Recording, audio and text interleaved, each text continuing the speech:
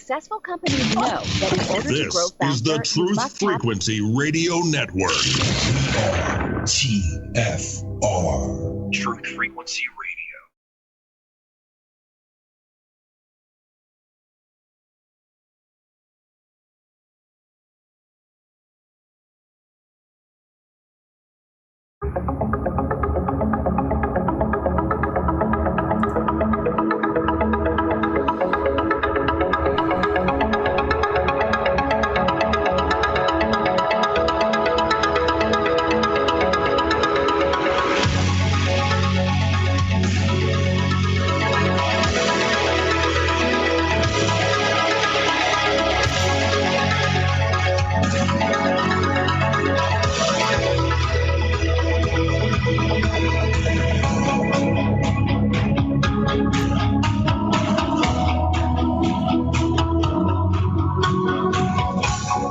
Greetings, Earth Explorers. Welcome to X Squared Radio. I'm your host, Brooks Agnew, coming to you live from an undisclosed but stormy location east of the Appalachian Mountains.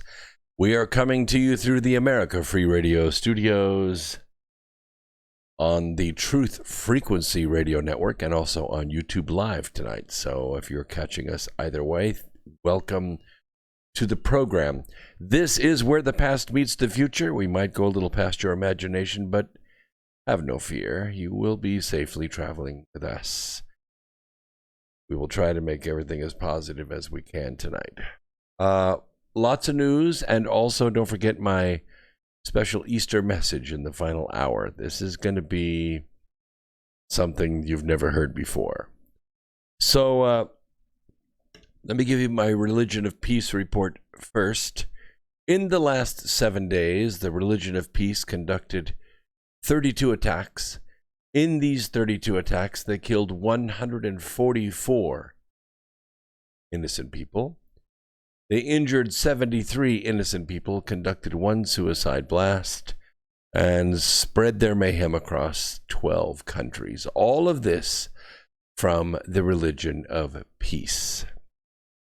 So it is so glad to have you here. It's been a tumultuous last several weeks, and I just got back from traveling out to Arizona to take care of some promotional business. We had a couple of conferences canceled, but we improvised and got a lot of work done, helping to launch the North Pole Inner Earth Expedition. We worked with the Hollow Earth TV folks, got a bunch of videos uploaded for you, and all you have to do is go to npiee.com, npiee.com, and you can now access those videos. It's going to be very, very cool. Of course, there are other levels that you can participate for live webinars and also for live streaming, and we are going to have a very good time with it. A lot of good work was done in the last week, even though it was cut short due to pressures beyond our control. However, one thing we did notice in all of our travels and all of our driving, all 1,000 miles or more, we found empty hospitals and full Walmarts. Even as some questions remain about the extent of the outbreak in Washington state, Governor Jay Inslee Wednesday announced he would return to the federal government the field hospital recently assembled in Seattle's CenturyLink Field Event Center to help the healthcare system cope with the new coronavirus that never showed up. With the USNS Comfort still stationed in New York and the Mercy in Los Angeles, Inslee's decision could mark the first return of hospital beds to the federal government during the pandemic from nowhere in the nation.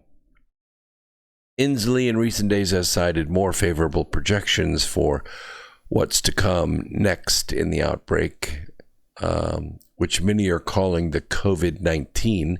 We call it Operation Corona Scare here. As of Wednesday afternoon, there were 9,097 confirmed cases of coronavirus in Washington state with 421 deaths. The University of Washington's Institute for Health Metrics and Evaluation recently sharply reduced its estimate, go figure, on how many Washingtonians are likely to die from Operation Corona Scare, and it has suggested the state may already have passed its peak. Still, those downward revisions come as state health officials have struggled to post full and timely reports for hospital admissions of patients with suspected or confirmed diagnoses of Operation Corona Scare. Interesting that Boris, the Prime Minister of the UK, of England, caught the coronavirus. President Trump, I guess, FedExed over a battery of the latest and greatest, and now he is out of the hospital. So I imagine Boris will be back playing soccer in the streets tomorrow after Easter, and all is well. And now the Prime Minister of England is joined the ranks of the immune. In addition to the return of the field hospital by the governor of Washington, he announced today that he was returning 400 ventilators to the federal government national stockpile. We don't need those either, he said. The field hospital, which just last week was toured by the Army's chief of staff, never treated a single solitary patient. Not one. Set up about a week ago by hundreds of U.S. Army soldiers. No telling what that cost. The 250-bed hospital was intended to handle any overflow of Operation Corona Scare patients while area medical centers dealt with the pandemic. The portable hospital is designed to include intensive care beds, surgical services, laboratory pharmacy, radiological, all that stuff ready to go.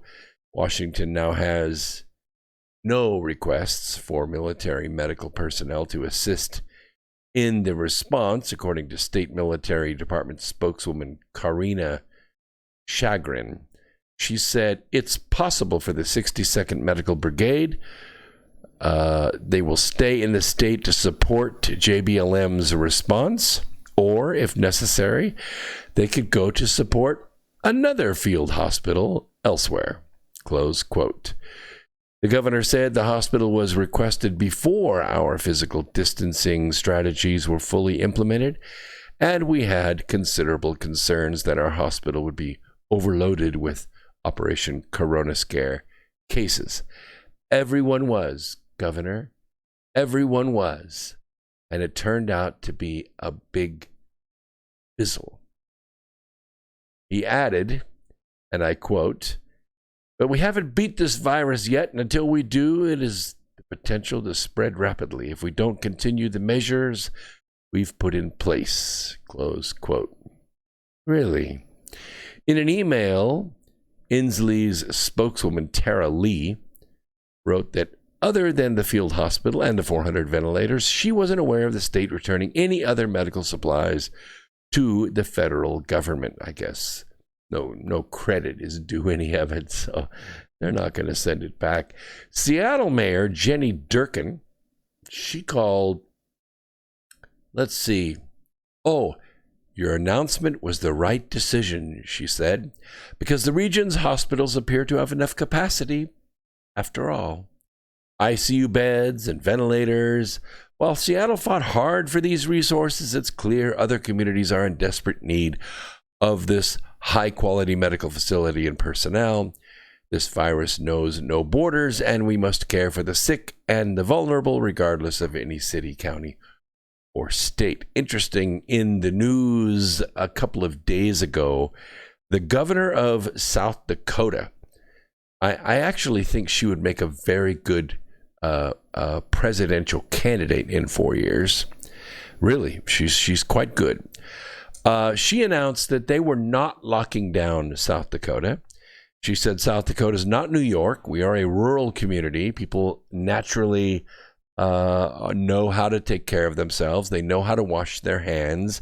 They know how to stay healthy. They know when they're sick to stay home and not go out, to the dance or to the revival or whatever to spread the virus. And sure enough, 36 hours later, actually it was about 32 hours later, Fox News announced the 5 latest hotspots for Operation Corona Scare. And guess where number 2 was? Yep, you guessed it, South Dakota. What a bunch of crap. Like South Dakota actually has Operation Corona Scare doing anything to them. But you see, the news media empire cannot let any governor thumb their nose at this operation, even though South Dakotans are not going to pay any attention to this. And I doubt the governor is going to do anything about it anyway, just to let you know. So we talked about herd immunity last week, and we talked about it again on Wednesday. So if you want to go back and see those shows, you can. I have covered it in detail. You know what it means. You know how it works. You know that we are the cure. We always have been. We don't need a virus. All we need to be is exposed. We build our own antibodies, and that is the end of that. If you get the virus and it kicks you a little harder than the average person, there are drugs to help you through the symptoms. The virus itself is going to infect your body rather quickly. Your body's going to respond various ways. Some people can't take that response, and I'm cool with that. Everybody's cool with that. But there are drugs to help with that. And Boris is a perfect example of that, a perfect high-profile example of that, and that's what you're going to see. So, what's going on?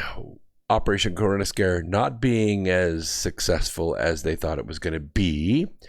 If you read the book Charm of Favor and you watched me or followed me on Twitter or Facebook or WeGo or Gab or Minds or Codius or USA.life or We Go One, We Go All, you would know that I have said repeatedly that this is not what you think it is.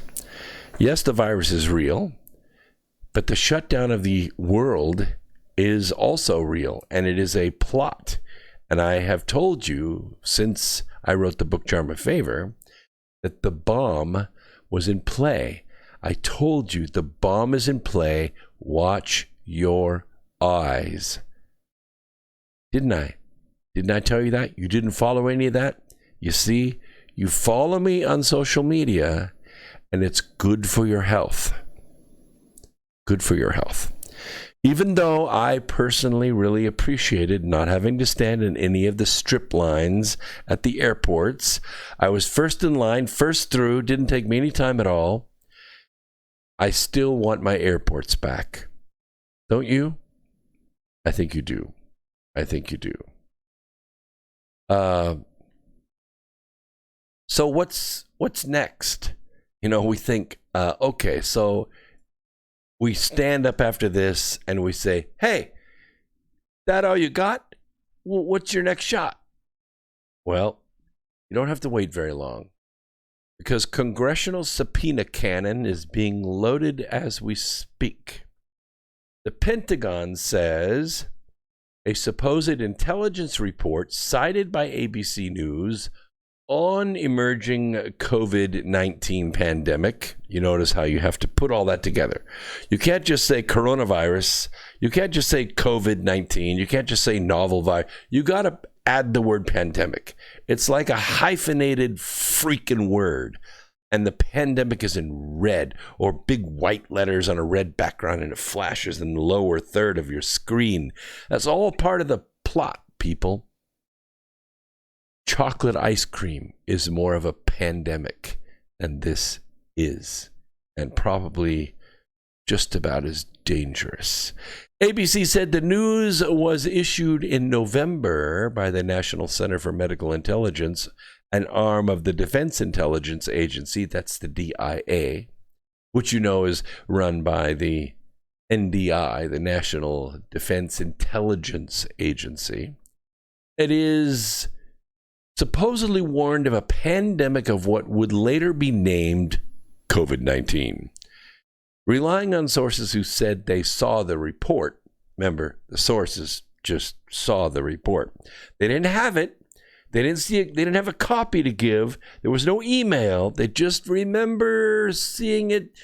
I remember seeing that somewhere. I just know that I did. Sources, by the way. You know how sources are. ABC News said the warning was briefed multiple times to the DIA, the staff of the Joint Chiefs of Staff, and the Trump White House. The Pentagon said it did an exhaustive search and could find no such document. Imagine that. Sources saw a document that the Pentagon searched high and low, all 5 rings of the building, and could not find that document. But Colonel R. Shane Day, a physician who heads the Medical Intelligence Unit, issued a flat denial. Quote, as a matter of fact, the National Center for Medical Intelligence does not comment publicly on specific intelligence matters. However, in the interest of transparency during this current public health crisis, we can confirm that media reporting about the existence and the release of a National Center for Medical Intelligence coronavirus-related product assessment in November of 2019 is not correct. No such NCMI product exists. Close quote. Pretty powerful stuff. Pretty powerful stuff. I believe Colonel Day, don't you? A defense official told the Washington Times, a very reliable news outlet to be sure, and I quote, the center is part of the broader intelligence community effort to provide intelligence expert assessments and pandemic warning to senior U.S. government leaders with the critical mission of supporting defense policy makers and U.S. warfighters. NCMI and the Defense Intelligence Agency spent considerable time over the past 24 hours examining every possible product that could have been identified as related to this topic and have found nothing. Zero. No such document exists. The South China Morning Post, however, reported scientists believe they have found perhaps the first COVID-19 victim on November 17th in the Hubei province, home to Wuhan City, where the virus broke out in December of 2019. That's what they said, December. Really? Broke out in December. That's what they're saying. Good job, Washington Times. Maybe. China lied. They lied to the World Health Organization in mid-January that the coronavirus wasn't transmitted human to human, according to records. The World Health Organization had people on the ground in Wuhan, which we didn't, but they did, could have validated this report within literally hours. But they didn't. They either refused to do it or they falsified data to support the Chinese assertion. And this allowed, mysteriously, conveniently, the virus to spread to millions of Chinese workers. And then they exported those workers to dozens of countries during and after the Chinese New Year. Congressional leaders Nancy Pelosi and Chuck Schumer, very somber individuals, have already begun the legislative process of forming subpoenas to launch at the Trump administration for phase 2 of Operation Corona Scare. In the coming months leading up to the Republican National Convention and the election, Democrats plan to use the media empire's pandemic and its fabricated fatalities to bludgeon President Trump in a demented effort to lower his profiling and his polling numbers. That's the truth. That's exactly what will happen. We have 53 people listening live right now. That's very good. Good to see you all out there in the chat room. William, you're always there. Always there. I appreciate you. Just want you to know that. Terry, couldn't do it without you. Let's see. Amp 156. That's a new name. Anybody else here taking absolutely zero precautions? Nope. I am. I've doubled up on my placebos, and I'm drinking orange juice. Just orange juice. Come on. I'm live. Can't do that. And Cindy G, good to see you. Off topic. Oh, really? Off topic. Well, let me put my refractory assistance on because I want to make sure I don't miss this. Let's see. Hey, let's see. But hey, kids, Microsoft has trotted out Podesta Buddy Spirit Cooker, Marina Abramovic, to be their star in the latest commercial, praising her as the premier contemporary artist in the world. Really? Listen, I have my handy trash can right here, and I just have to... Okay, that's much better. Sorry, I'm not going along with that. She is not the premier artist. Shouldn't have eaten before the program. The FISA. Wow, the FISA counterpunch. My goodness. In a wide-ranging, exclusive interview with the Post, President Trump said a couple of days ago that if House Democrats launched probes into his administration, which he called presidential harassment, they would pay a heavy price. By the way, if you want to comment on this, you want to listen live without YouTube and without internet or whatever, you'll notice right down here, you see this phone number right down? 641. Yep, that's the one right there. 641-793-7117. See this number?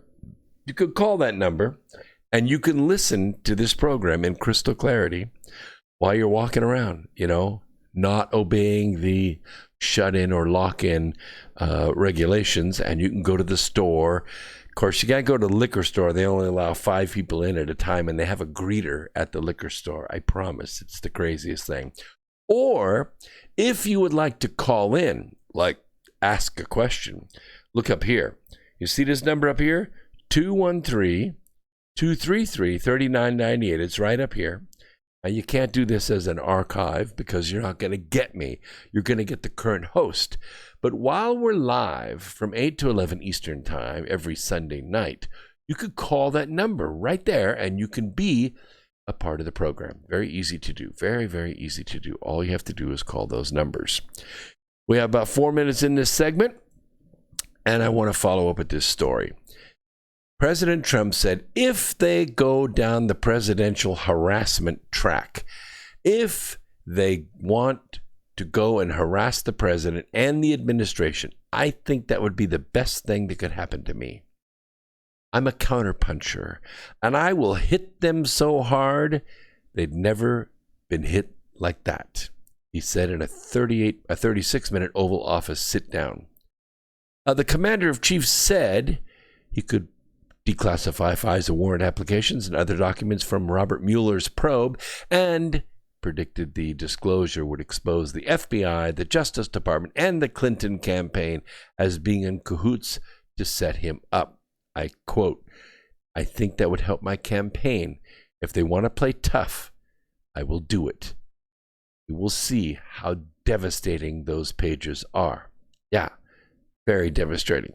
But if Trump told the Post he wanted to save the documents until they were needed, it's much more powerful if I do it then, because if I had done it already, it would already be yesterday's news. It's called keeping your powder dry. Yeah, it's called keeping your powder dry. I like that idea. Trump revealed his playbook just as Democrats are set to take over House committees in January, where they are poised to investigate his potential business conflicts of interest, tax returns, Russia dealings, blah, blah, blah. In September, a group of Trump allies in the House, led by Representative Lee Zeldin of New York, called on Trump to declassify scores of Justice Department documents they believe undercut the start of the Russia investigation.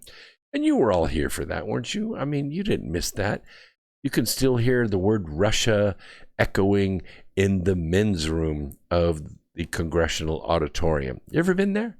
It's a pretty cool building. It's like a giant movie theater, but it's got a stage. They set up chairs and all these government officials sit up there and people sit in the audience, which has elevated seating, like a movie theater would. Not the recliner stuff now, not that. I'm just talking about, flip bottom seating like a theater would have. But if you walk up to the top of the theater and walk either way in the hallway, they have really fine restroom facilities, best money can buy. And I'm sure lots of deals are made in those hallways down there. This is the voice of the revolution, America Free Radio. I'm your host, Brooks Agnew, coming to the America Free Radio studios, X Squared Radio, and we are live on Truth Frequency Radio. This is where the Truth Freaks hang out, and we are not afraid to let our Truth Freak flag fly. And we're also coming to you on YouTube Live, so if you want to participate either way, you can do that. We'll take our first break now, and in 30 minutes, we'll be back. Please feel free to put messages in the chat room. I will keep up with them on YouTube. And we'll be right back after this. Don't go away. More X Squared Radio. Yes, that is my Tycho shirt from The Expanse. It's very cool. See the Tycho logo here and here. Yeah, it's very cool. You should watch The Expanse. We'll be right back.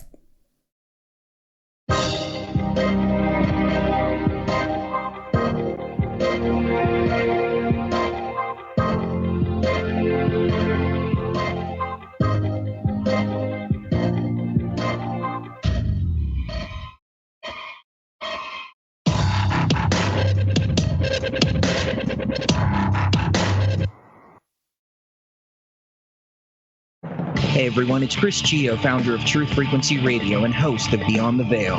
The mainstream media and establishment are running scared right now, and they've prominently featured truthfrequencyradio.com as number 89 on the federal government's hit list, also known as the fake news list, which is essentially a list of sites slated for censorship on Facebook, YouTube, Google, and other social media. Now is the time for you to get involved. Share your favorite TFR shows far and wide on forums and social media. Tell your friends and family about your favorite shows. If you're a business owner, get in touch with us to feature your product or service right here on FAR. And if you haven't done so already, become a TFR supporter now and get unlimited commercial-free downloads in high quality. Visit truthfrequencyradio.com/sign-up. Thank you for making TFR the leader in independent and uncensored talk radio. Truth Frequency Radio, your protection from deception. Okay, nurse, let's get this man to the ER stat. Right away, doctor. We see this every day. Heart attack or angina pain due to blocked and clogged arteries. Chelation can remove obstructions or blockages from arteries and help avoid painful and expensive surgery. Now there's Angioprim. It's a liquid oral chelation product that you take with juice. You start to feel the results fast. Angioprim increases blood flow all over the body, and that means more energy and strength to take on the day with less aches and pains. 60 years of research has gone into chelation, and Angioprim is the result. A safe and easy way to unblock your veins and arteries and build up that slow circulation. Paging Dr. Jones. Please report to the emergency room right away. Log on now for a special radio offer from Angioprim. That's angioprim.com/radio. ANGIOPRIM. Angioprim.com/radio or call 877-882-7221. That's 877-882-7221.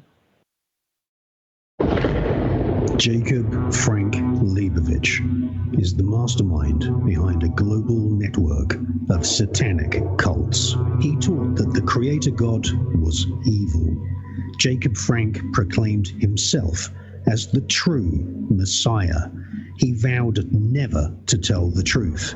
He rejected every moral law and declared that the only way to a new society was through the total destruction of civilization. Murder, rape, incest, and the drinking of blood were perfectly acceptable actions and rituals. His followers established the Marxist system and have infiltrated Islam and Judaism. He was the Messiah of the Illuminati. EnigmaTV.com. Real people, real radio. Wherever you are, make it TFR. Truth Frequency Radio.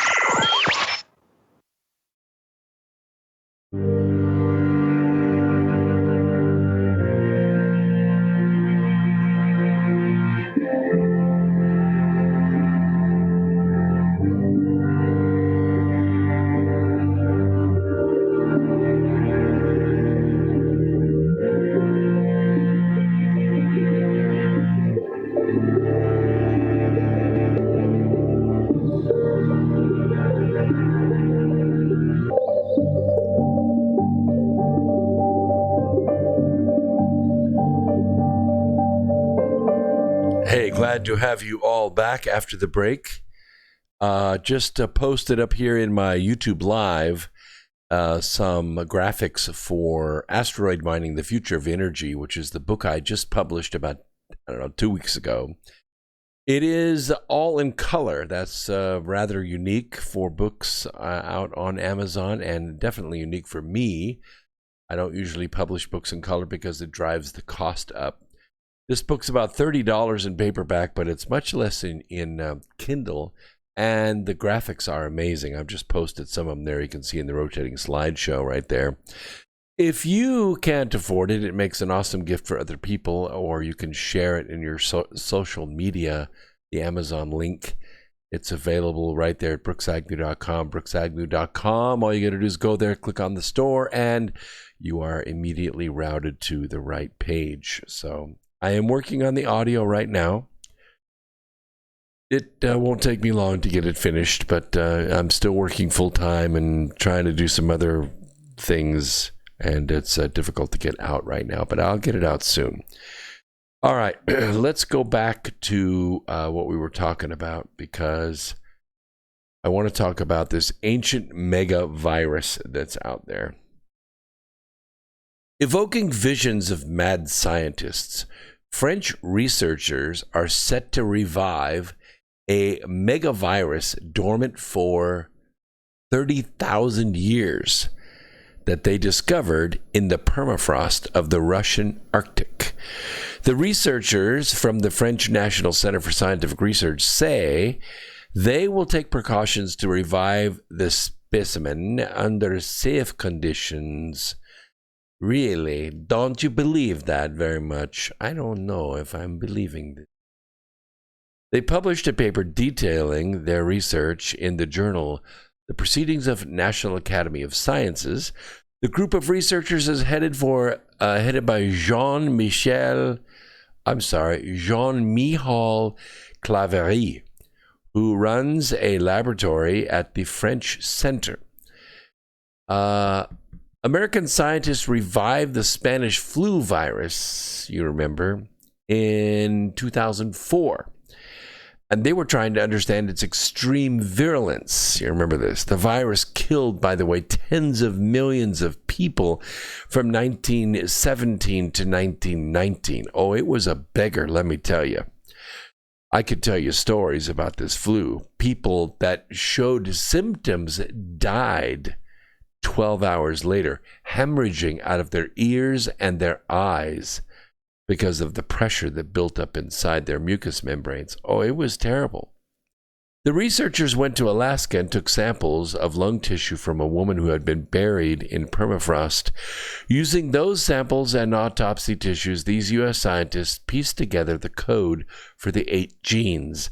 The scientists did the work at what ABC.net calls a top security laboratory of the U.S. Centers for Disease Control, also a highly trustworthy government agency, and prevention in Atlanta, Georgia. The French scientists who awakened another Siberian virus known as, Pithovirus sibericum, in a petri dish in the lab in 2013 warned that climate change may awaken dangerous viruses in areas in the far north where soil or permafrost is melting, and believe it is better to know the enemy. They found it near the same area of the latest discovery, which they named Mollivirus sibericum. It is the fourth prehistoric virus found since 2003. Perhaps the most groundbreaking aspect of the research from 2013 to 2015 is the fact that these Siberian viruses don't resemble any other virus known on Earth. Modern viruses are tiny. They only have a few genes. But Pithovirus sibericum and Mollivirus sibericum contain 500 genes, placing it in a new category of viral giant, a family known as Megaviridae. 60% of its gene content doesn't resemble anything on Earth. This was, Chantal Aberel, a fellow researcher and wife of Claverie. Another virus found in 2003, Pandoravirus, duh. Gosh, All right, cut that. Let's edit that out. We'll do that again. 25, can't? Oh, it's a live program. 2,500 genes in comparison to the HIV virus that only has 12 and influenza A has 8. The French researchers call the two viruses they found giant viruses. To qualify as a giant virus, one has to be more than half a micron long. That's about a mil, about 1,000th of an inch is half a micron. Pithovirus sibericum is infectious to amoebas and does not appear harmful to human cells, although amoeba can infect humans. It was found in a 100-foot deep sample of permanently frozen soil taken from coastal tundra in Chukotka, near the East Siberian Sea. When they announced the finding of the first virus in 2013, Claverie said the revival of the viruses are considered to have been eradicated, such as smallpox, whose replication process is similar to that of pithovirus, but no longer limited to science fiction. The risk that the scenario could happen in real life has to be viewed realistically. Exploration of the Siberian permafrost is expected to increase, as it's thought to contain 30% of the world's oil reserves, gold deposits, and other key minerals. In other words, somebody's going to go up there and start punching holes and lighting fires. And when they do, these viruses are going to escape. And it's not going to be any fun for anybody. So just thought I should let you know. Let me check the call board really quick. Nope, no caller sitting there. That's fine. All right, let's move on to my next story. I call this Spilt Milk. By the way, you can always get these notes. So easy to do. There are two ways of doing it. First, you can go to tfrlive.com, and you can click go to /X2 Radio. That's this program right here. X Squared Radio's X2 Radio. And any one of my episodes that are there, so simple, right at the bottom is a link that says notes. That's one way. The other way is you can go to my website, or go to the website americafreeradio.com. americafreeradio.com, and right there on the front in a big blue gradient button, it says TFR Archives, and you can click right on that. There's also a click, you can go directly to the notes. That's right, program notes. You can go straight to it, and then you get access to all the notes that I use to put these programs together, all the links, all the videos, all the pictures, and you can do your own research. Of course, it's extensive. Sometimes there are 50 pages in there. And, I look at way more than 50 pages to put 3 hours together of high quality programming for you. And we've been doing it here for 15 years.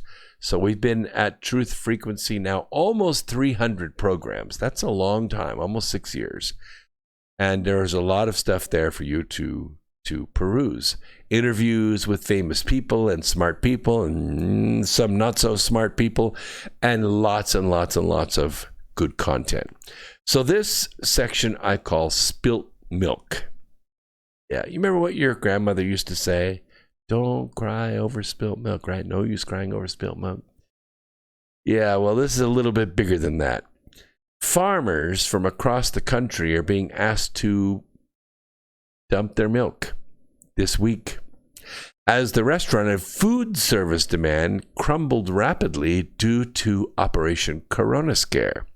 From Georgia to Pennsylvania, they are backing the trailers up, opening the spigots and dumping the milk on the grass. Dairy producers are facing a devastating scenario and being forced to dump milk down the drain. For some dairy farmers, this marks a first, but it's been done before. This is the first time in 32 years I've been in business that we've had to dump milk in the fields, says Arnie Van Dieden, a dairy producer in Texas.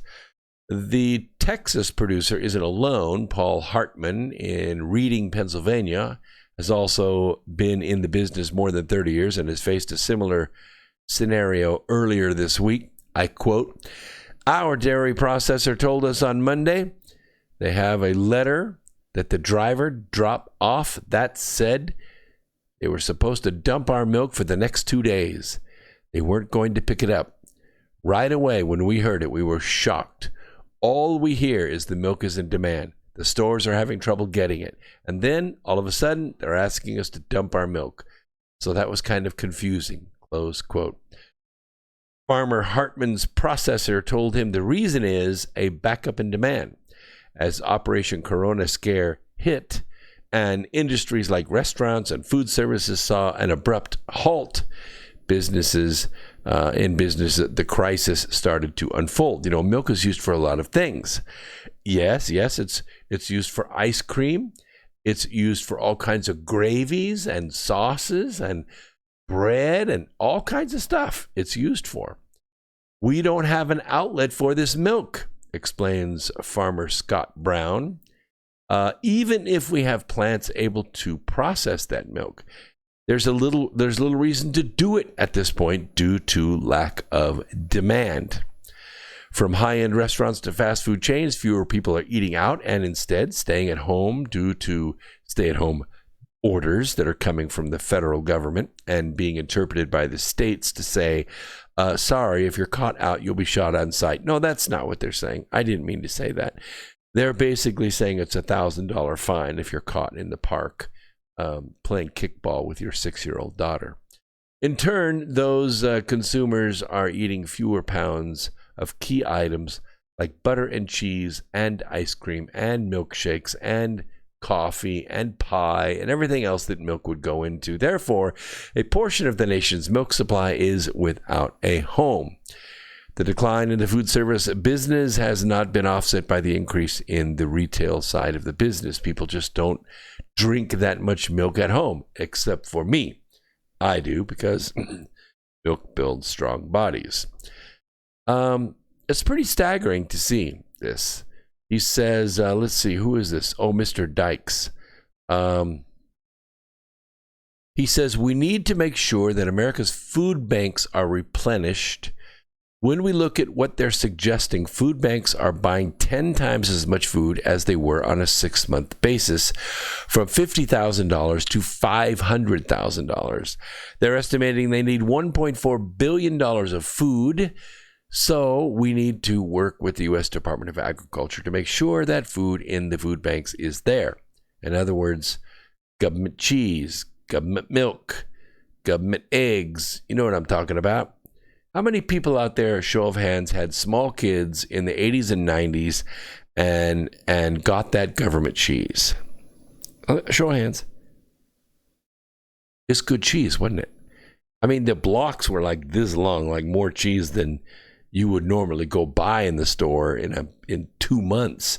But you get this big block, and you take it home and, whack off 1/2-inch slabs of it to put in a sandwich.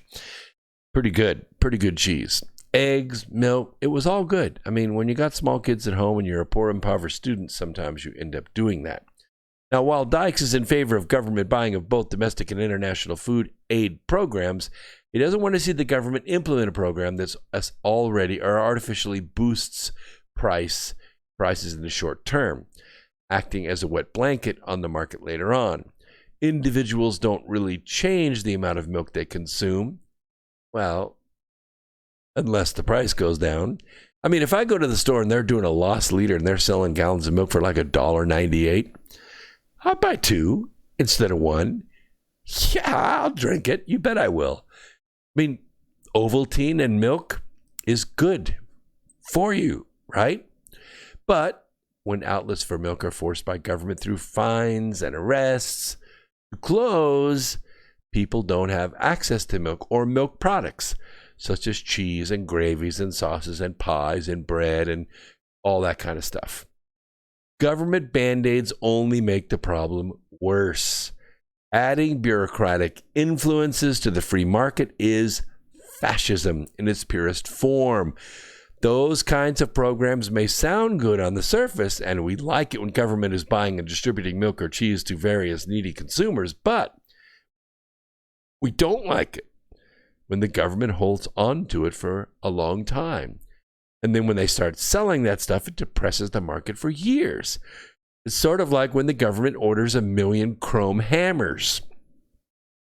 The hammer makers love it until the new hammers are auctioned off in shipping containers for pennies on the dollar.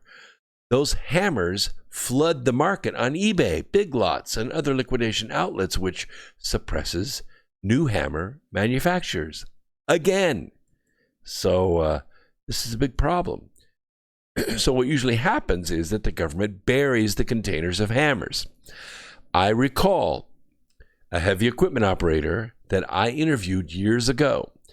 He reported doing some maintenance on dirt roads that had been washed out above San Diego. The Marines did exercises up there, and they needed to be able to drive the vehicles in and out. Now, while cutting the road bank back to widen a curve, his dozer smashed into a large crate, tearing it open. Out spilled thousands of brand new chrome hammers. Yeah, he stopped and he called it in. They ordered him to rebury the hammers for the reasons I just mentioned. I'm sure they checked his lunchbox too when he turned in his equipment that day. I say this because the same thing happens in other markets. Government buying for food banks could help dairy find a new home for now, but it just kicks the can down the road as milk futures continue to tailspin. Muted milk prices are putting immense financial pressure on dairy processors because they have debt service and overhead that never goes away. Cows don't just, lower milk output according to the market. And dairy farmers will tell you that cows have to be milked on a regular schedule. It's a big problem if you don't get out there and milk that cow. I quote, "We have to take this first 60 to 90 day window, which to me is going to be the toughest and the hardest to survive. And we need to think about the programs that can get money in producers' pockets or helping, producers' pockets as quickly as possible." And I close that quote. As short-term financial frustrations mount, Mr. Hartman and other producers are also frustrated with what they are seeing at some grocery stores. They are dumping dairy down the drain. Have you ever seen it? I have. You know what I'm talking about. When the gallon of milk gets to the expiration date and it hasn't been bought, you know what happens to that gallon of milk, right? Right out in the dumpster it goes. Yeah. And yes, there are people that dumpster dive that milk and take it home for nothing. I'm just telling you. Some retailers are limiting the amount of milk a shopper can buy during a time when the supply is there. There's no problem with it. And dairy leaders are saying these logistics are working. If they're asking grocery stores to only take 1 gallon of milk, I would get after the grocery store and say, why am I allowed to only take 1 gallon when farmers are dumping milk? Let's take off those restrictions and let people buy as much milk as they want. Everybody needs milk. I think, everybody needs milk, except unless you're allergic to milk or you're lactose intolerant. I don't know what that's all about. I'll take all the milk I can get. Mr. Dyke says, our members are getting the milk to the grocers. The milk is there. We need to remove those signs at any grocery store. Should be no more limits on how much milk or any dairy product any consumer can purchase. It is available. Our members are getting it there. Our members are processing the milk, close quote. He also says the supply is there and there should be no Operation Corona scare when it comes to milk. Our members are going above and beyond to make the product available. For example, if they weren't doing 3 shifts a day, many of them have gone to 3 shifts. They're extending the hours and they're maximizing the output through the plants, all the while preserving food safety. Our members are going above and beyond to make sure that the supply chain has the product in it for the consumers. Cereal! Just buy more cereal and go through more milk. You'll be fine. You ever heard of the cereal diet? I have. Cereal has all those vitamins added to it. Yeah, Cheerios and Wheaties, they're actually good for you. What? Well, I don't know if Fruit Loops is good for you. It probably is, but I'm just saying the unsugared ones are probably better for you, But the cereal diet is important because you can actually, buy the big family boxes of Cheerios and you can eat 3, 4, 5, 6 bowls a day. And you will lose weight. Because if you look at a serving of cereal, it's only like 180 calories, right? You could eat like 10 bowls, and that's 1,800 calories, which is about a maintenance for, a person that's trying to lose weight. I'm just saying, cereal diet works, and you can buy up that milk and keep our farmers out of the fields. Sounds like a good idea, doesn't it? You should try it. Cutting the supply, it ain't going to work because we don't have milk fabricators. It's not like 2 parts of this and 1 part of that and you make milk. Cows make milk. When I was a little kid, I used to think to myself, how come we do all this? Why do we drink like cow's milk? We're not cows. Well, because cow's milk is delicious and it's full of butterfat, but so's goat's milk. You ever had goat's milk? Man, goat's milk is like premium stuff. Lots of cream, lots of butter fat to it. And it's been used for thousands of years to make cheese and everything else that goes with it. But we use cows. Cows put out the volume, and we're used to it. And when the cow ends up not making as much milk and ages out, you can always make burgers. I'm just saying, just American reality, okay? What's for dinner? It's beef. The point is, I used to sit there as a kid and say, we know all the chemical properties that make up milk. Why can't we just have a milk factory? You just put the components together and, put the Wayback Machine on it and boom, you get the milk. Ever tried powdered milk? Oh man, that's bad stuff.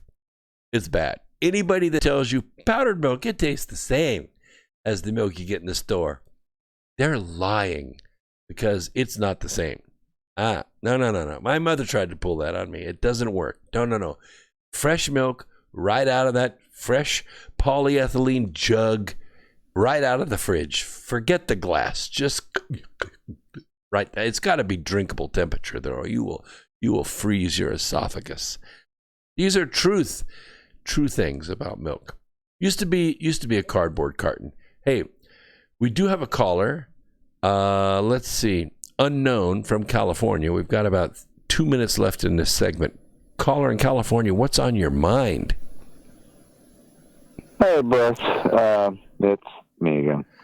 Oh. I was wondering, very few people caught it, but if you remember a month and a half ago, Trump made a gesture which basically, when he was pointing the finger at China for the viral thing, he basically convinced them or showed them that China was going to be punished in major ways. Yeah. And so China stopped objecting to the whole trade thing. They're like, oh, we're pumping out more plastic again. And I think, that threw off the whole timeline of the whole scenario of, which coincides with what you've said. With plenty of food, it's a shipping issue. It's the holdup of, dumping the food, telling the farmers dump the milk. Hey, all I know is the hospitals are empty and Walmart is full. That's all I know. When I go to it doesn't matter what state. I went to grocery stores in 3 states this last week, and they were all full. Mm-hmm. Now, some of them had the little squares on the floor, that said, anti-social distancing, I call it, going through the store. But everybody was there. A lot more people in the store than there were in the hospital. There was nobody in the hospital. Yep. Yeah, exactly. The Vegas, known for hotels, not one medical triage evacuated. Yeah. They got something. They got something coming up. Well, we got a break coming up. I will let you hang through the break. I also have another caller from Canada. You'll be next up when we come back right after the break. Don't go away. More X Squared Radio coming at you.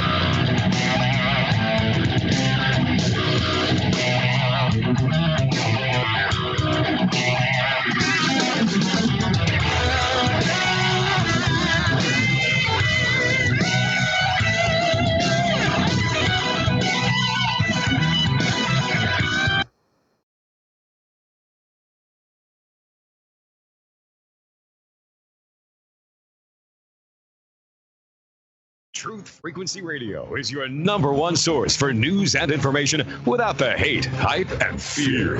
We're proud to feature cutting-edge programs like Beyond the Veil with Chris and Cherie Geo, X Squared with Brooks Agnew, Paranormal Portal with Brent Thomas, Jeranism Raw with Jaron and Missa, Fearless with Frank Castle, Strange World with Mark Sargent, The Eye of Ra with Ra Castaldo, The Infinite Fringe with Billy Ray, Ironworks with Josh Corey, The Kev Baker Show, and dozens more. Did you know you can listen from any telephone by dialing 641-793-7117 or call into your favorite show toll free at 833-TFR-LIVE. Uncensored talk and news you won't hear on the mainstream media. Truth Frequency Radio, your protection from deception. Sending resources to the hardest hit areas. I'm Jane Metzler, Fox News. The U.S. now reporting more than 530,000 COVID-19 cases, with coronavirus deaths topping 20,000. The illness hitting communities of color especially hard. A new analysis shows blacks and Hispanics in many states are more susceptible to coronavirus. Maryland Governor Larry Hogan on ABC's This Week said the data helps deploy resources. It's really where all of our testing is being done. It's where all of our healthcare is being ramped up, where we're adding 6,000 hospital beds. New Jersey Governor Phil Murphy said on CBS Face the Nation, there also has to be great care taken in determining when to reopen the nation. I'm all for an economic recovery, but it's got to be on the back of a full healthcare recovery. He says doing so too soon could mean more spikes in diagnoses and death. Gernal Scott, Fox News. There's also been an alarming increase in COVID-19 deaths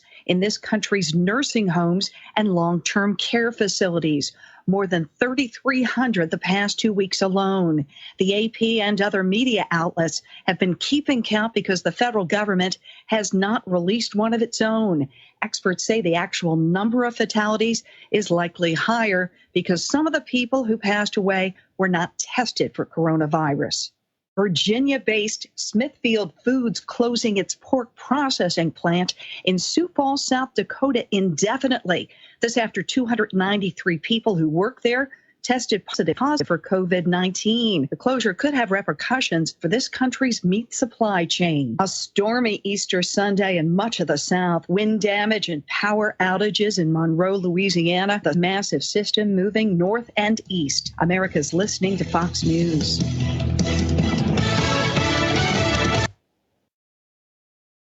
You are now tuned into the Truth Frequency. We are TFR. TFR. Truth Frequency Radio.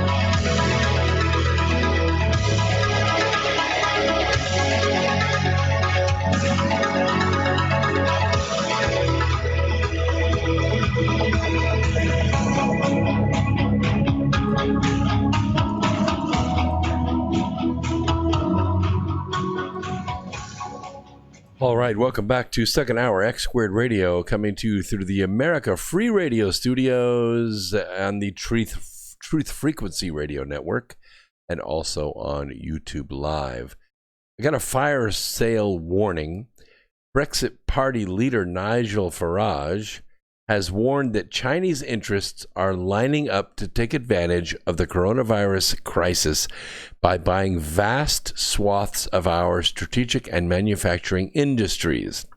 What is happening right now is that Chinese companies and Chinese money lining up for what they expected to be a fire sale. Mr. Farage said during a Facebook live stream a couple of days ago, mentioning that Germany has put into law protections for German companies against foreign takeovers during the Operation Corona scare. He says, I fear we're going to allow China to buy up vast swaths of our strategic and manufacturing industries, and it just can't be allowed. The problem is the same mob that sold us out to Brussels are now happy to sell out our sovereignty once again to China. And this needs a much bigger, higher level of debate, close quote. Last month, Chinese and Jingyi Group, the Chinese firm Jingyi Group bought out British Steel. Former Prime Minister David Cameron and former Chancellor of the Exchequer George Osborne allowed Chinese state-run companies to invest in British nuclear power plants. Huawei in UK 5G may be a price for accepting the China's coronavirus. Mr. Farage said, again, for some reason, many of our civil servants, politicians, and big business figures seem to be in love with the despicable, barbarous regime who don't just murder thousands of their own people every year, but put hundreds of thousands in camps where they're being re-educated away from their faith to support the Chinese Communist Party. It's not a nice regime. We know they steal intellectual property. We know they have designs to effectively become the global superpower, to take over the world in their own way, close quote. The Brexit Party leader's remarks come as MPs have launched an emergency House of Commons inquiry into the possibility of Chinese companies stripping the assets of British firms caught up in the pandemic crisis. particularly the high-tech industries, which are fundamental to the UK's economy. They're doing the same thing here. They're doing the same thing right here in Charlotte. High-tech industry, high banking industry, high patent industry here in Charlotte, and they are stripping it to the bone. Led by Chairman of the Foreign Affairs Select Committee, Tom Tugendhat. That's better. The inquiry would look into how the Foreign Office could take an active role in blocking Chinese asset stripping. The investigation was provoked by the aborted boardroom coup of UK chip designer Imagination Technologies by associates of Chinese government-backed Chinese Reform Holdings. The move was delayed after Culture Secretary Oliver Dowden intervened. Pretty crazy stuff there, Mr. Farage says. The West's supply chains have become too dependent on China. No kidding. To see China now exploiting a crisis that they have caused to spread their influence further and deeper into Europe should send a chill down our spines. I totally agree. And 5G is on its way as well. Also wanted to let you know, up on the YouTube right now is the one event that is still scheduled to happen. George Noory Live, me and George Noory and Danny and Brinkley are going to be live in Asheville August 29th. Hopefully, Operation Corona Scare has run its course and everyone is out of jail by then. And you can come to a live event in Asheville, North Carolina. We're going to be live on stage. You can get tickets by going to dwtheater.com, and that's spelled the old English way. dwtheatre.com. Go there, get your tickets. It's going to sell out. I promise you. People are going to be so starving for anything live. This is going to sell out. So please get there now. Get your tickets. It's going to be nothing short of amazing. All right, let's get back to it. Gun rationing in California. But I just want to let you know, after this hour, the third hour, I'm going to be giving my Easter message. Now, a week ago, we started with Palm Sunday. We got up to the point where Jesus was being scourged, and they were getting ready to let Barabbas go. This is after a long night of illegal trials after the Garden of Gethsemane. So we ran out of time, but we're not going to run out of time tonight. So gather your friends, gather your family. This will be definitely child-friendly, family-friendly. I promise you, you've never heard this before. Even if you've heard my previous Easter messages in years past, there are going to be things in here that you haven't heard before. Gun rationing in California. Governor Ralph Northam, not California, but Virginia, but listen closely, signed legislation Friday creating universal background checks in Virginia and limiting law-abiding Virginians to one handgun purchase per month. Northam's office announced his signature on the Bill 70, House Bill 2, creating the universal checks, and thereby outlawing private gun sales. He signed Senate Bill 69, House Bill 812, resurrecting Virginia's one handgun a month rule to help curtail stockpiling of firearms and trafficking. And the same thing is happening in California. Gun rationing in California, gun rationing in North Carolina has been going for a while, but only on handguns. If you want to buy a handgun in North Carolina, you have to get a permit. The permit will allow you to buy 5 handguns. You can get 5 different handguns. Most people don't buy more than 5 handguns. Even if you're buying a reasonably priced handgun, you're probably looking at dumping between $1,500 and $2,000. That's a pretty good amount of money if you're buying from a gun store. So if you get a concealed carry license, you are not limited to the number of handguns that you can buy. You don't need the permit. You already have the CCW. I don't know what the rules say in Virginia or in California for individuals that are already licensed under a concealed carry weapons permit. So I'll try to get that information for you and give that to you maybe next week. Note to self, research concealed carry weapons permits in Virginia and California. All right. Drugs in exchange for brains. This is my article, but I think you'll find it interesting.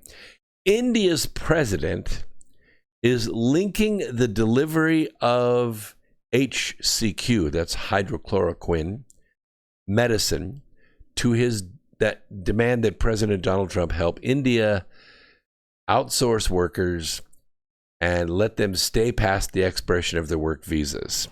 Now, I don't know if you know what the Genius Visa is. The Genius Visa is often called the H-1B. It is not your ordinary visa. It's not like, hey, you get a visa to come to this country to lay brick or to, program.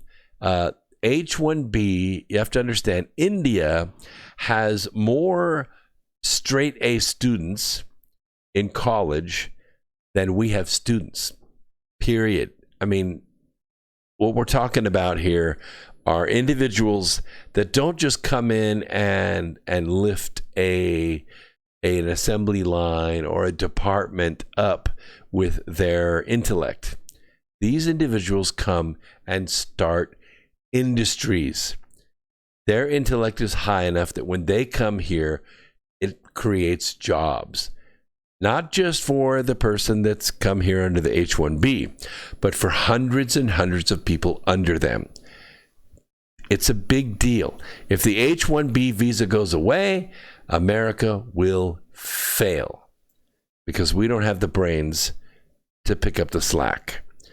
Foreign Secretary Harsh Shringla took up the matter during his telephone conversation with U.S. Deputy Secretary of State Stephen Biegun on Wednesday, when the two sides also discussed ways to enhance cooperation to counter the pandemic and ensure the availability of essential medicines like the hydrochloroquine. Here's what he said.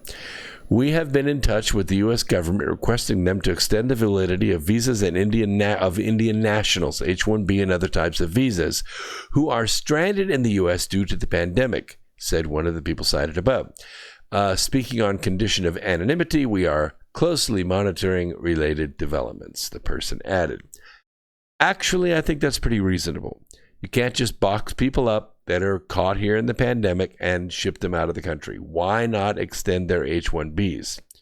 But to trade it for the fact that they have a plethora of HCQ and to say, we will ship you the HCQ if you allow our people to overstay their visas. That's a little tricky. I don't really care for that too much. U.S. visa worker rules include a superstructure of many clever and complex exceptions and loopholes. Usually takes an immigration attorney to keep up with all this stuff. But all these are designed to help U.S. investors and CEOs freely hire or fire large blocks of cheap male Indian visa workers. A set of complex rules also allows executives to bypass many workplace rules and anti-discrimination laws that Congress adopted to help all American professionals win the jobs and careers needed for a middle-class life. But the system-wide virus-induced sudden economic crash has overwhelmed the clever complexity by causing a semi-hidden avalanche of layoffs and pay cuts. And the underlying laws of regulations say that the laid-off visa workers have to go home within 60 days and prevent companies from keeping a reserve army of visa workers on reduced pay or reduced hours. I figure if 6.7 million Americans lose their jobs, these immigrants should lose their jobs as well. If they lose their jobs for more than 60 days, they have to go home. Those are the rules. That's the way it works. Drugs or no drugs. Now, Congress chief spokesperson Randeep Surjewala said after compromising the India First policy in the HCQ drug climb down, the government is again failing to secure the safety and livelihood of Indians in the U.S. Here's what he said, and I quote, "Time for the Prime Minister to ensure that our soft power of Namaste Trump converts into fair treatment of H-1B visa holders in the U.S. The sword of H-1B visa job terminations looms large over an estimated 75,000 Indians, with the United States giving them only a 60-day period to find a new job in case of a layoff." Trump called Modi on, about 8 days ago, after India announced an export ban on the pills. Here's what I have a quote for. "I called Prime Minister Modi of India this morning, and I said I'd appreciate it if they would release the amounts that we ordered," adding, "They make large amounts of hydrochloroquine, very large amounts, frankly. They had a hold on exports because, they have 1.5 billion people and they think a lot of it. And I think I'd appreciate it if they would release the amounts that we ordered. But we already have 29 million doses in stock. That's a big number, 29 million doses. And we've got millions of doses that are being made here and many millions of doses that are made elsewhere that are being shipped here, and it will be arriving. But there's a lot of very positive things happening with that. That's a game changer if that's the case. Obviously, we continue to work on the vaccines, but the vaccines have to be down the road, probably 14, 15, 16 months. 2 days later, guess what happened? Modi approved the export of many of the HCQ pills. On April 8th, Foreign Secretary Harsh Shringla linked the offer of the pills to the H-1B visas, and that just got thrown out the window. Extraordinary times require even closer cooperation between friends. Thank you, India and the Indian people, for the decision on HCQ. Will not be forgotten. Thank you, Prime Minister Narendra Modi, for your strong leadership in helping not just India, but humanity in this fight.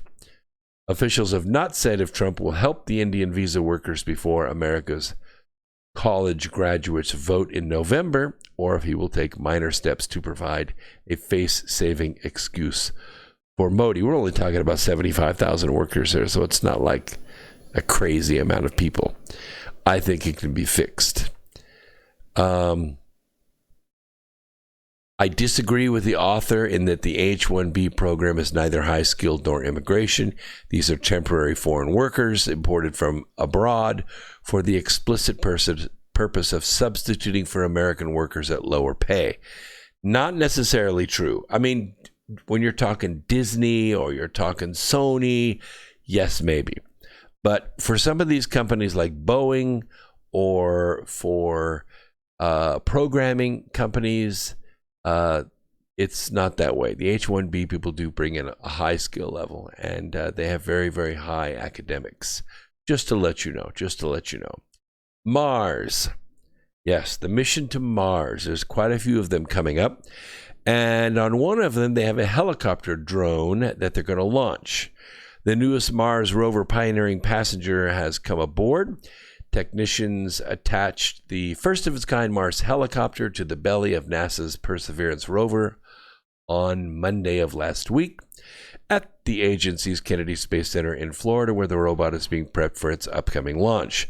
The liftoff will take place during a 3-week window that opens on July 17th. That's the time during which you can safely and with the least amount of energy do what's called the Hohmann maneuver. That's HOHMAN. It is, if you read the book Asteroid Mining: The Future of Energy, you would know all about it. This is a move that's made between the orbits of Earth and Mars. Earth is on the inside, Mars is on the outside. They're going around the sun. And what happens is you have to make the jump from the Earth orbit. You got to make the jump, and you got to link up with the orbit of Mars.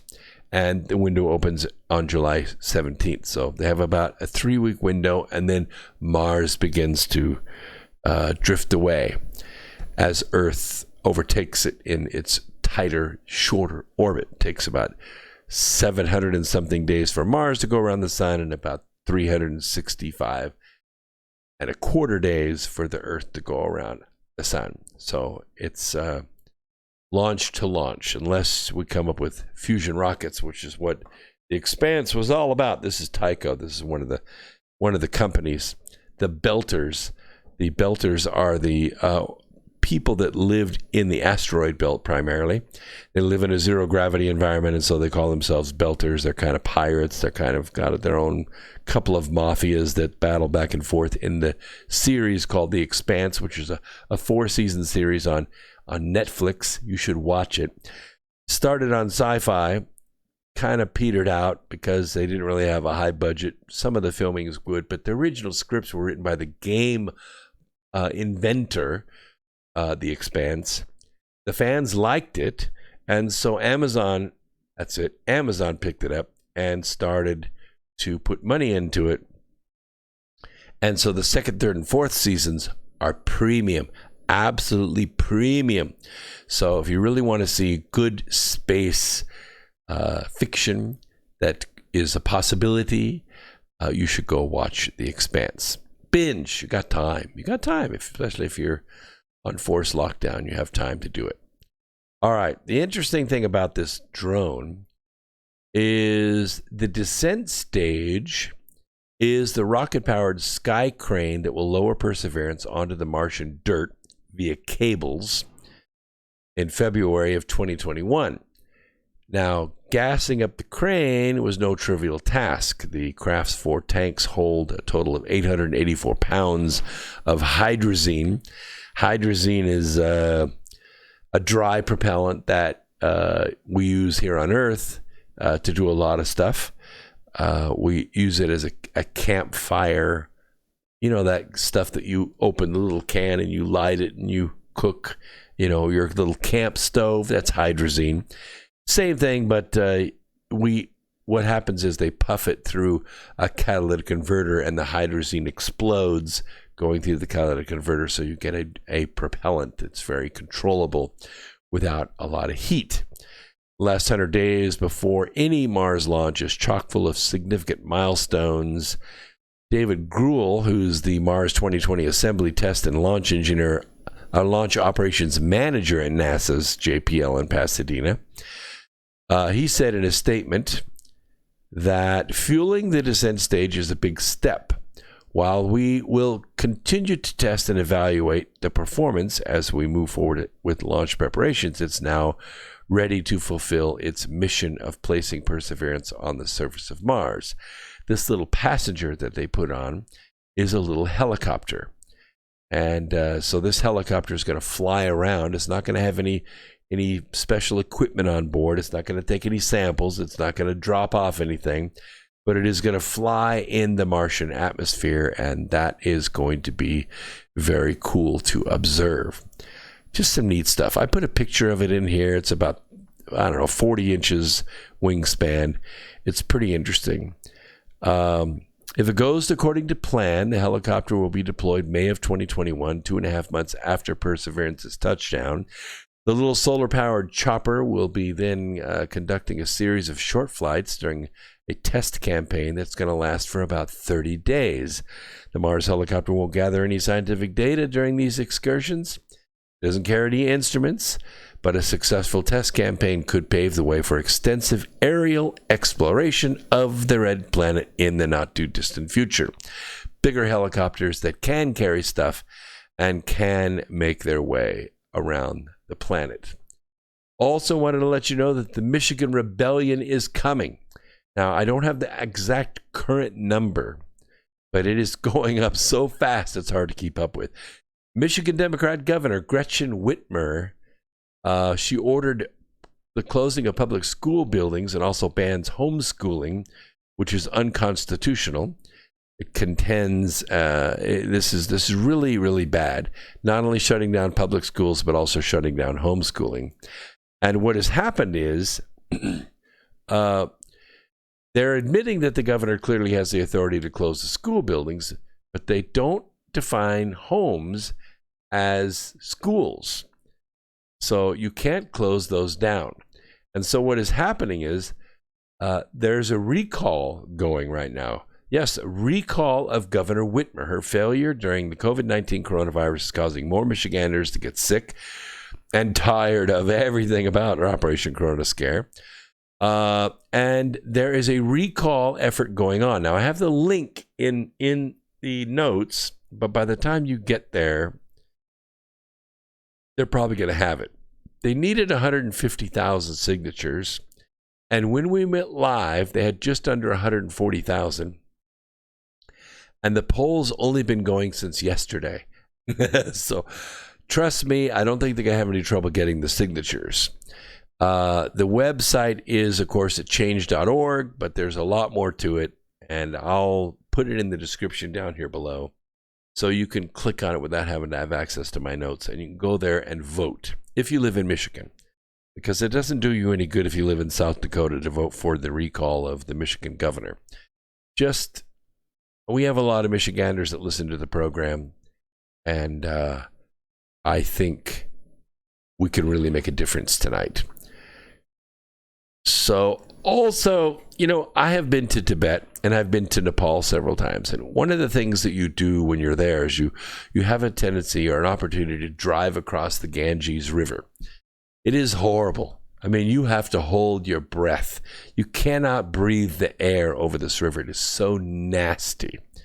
But when the ancient Yamuna River in Delhi has reached a remarkable level of purity due to the absence of industrial pollutants in the last many days of India-wide lockdown, how can River Ganga, the Ganges, show its sparkling clear waters to the nation? Well, it's now drinkable. The water's so clean that it is now drinkable. That's pretty amazing, all this and the effect that it's had. We're going to take a quick break. When we come back, we're going to start the Easter message. So don't go away. More X Squared Radio coming at you right after this.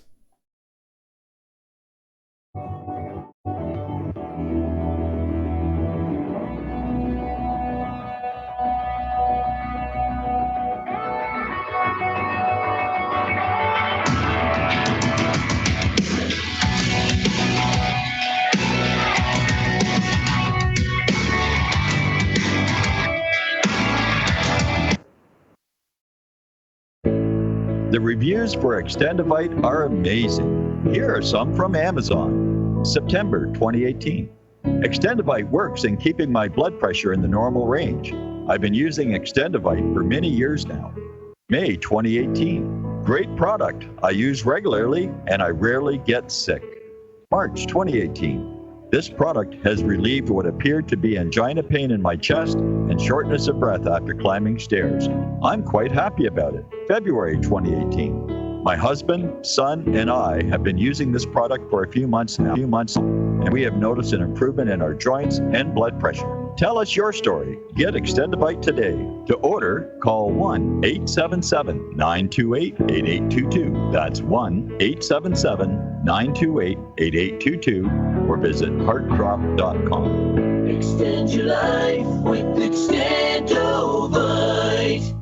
So, you love talk radio? Then you'll love TalkStreamLive.com. TalkStream Live is always on, 24/7, with the best streaming talk shows. Find your favorite talkers and discover some new ones. It's free, readily available online or on mobile with any smartphone or tablet. Finding your favorite talk shows all in one place has gotten a whole lot easier. Just go to TalkStreamLive.com. Be sure to download the free apps from Google Play or the iTunes App Store.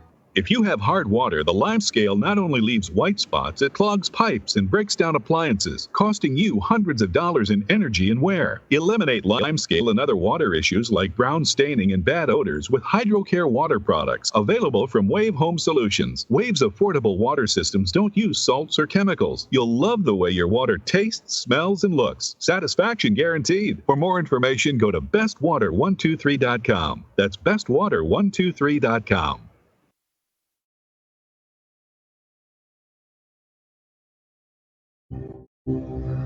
We exist in the security and comfort of our worlds. Paved paths, lights, and manicured lawns give us peace of mind that our world has been tamed, and we are its master. But other worlds exist on the edge of our sight. On the edge of our awareness, the shadows move. The woods fill with the unblinking eyes of the nightmares our ancestors warned us about. Some of us have stumbled into these forgotten realms, whether on purpose or completely by surprise.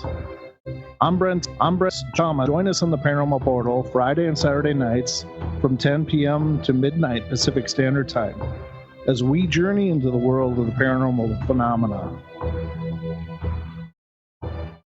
Enter the Paranormal Portal if you dare.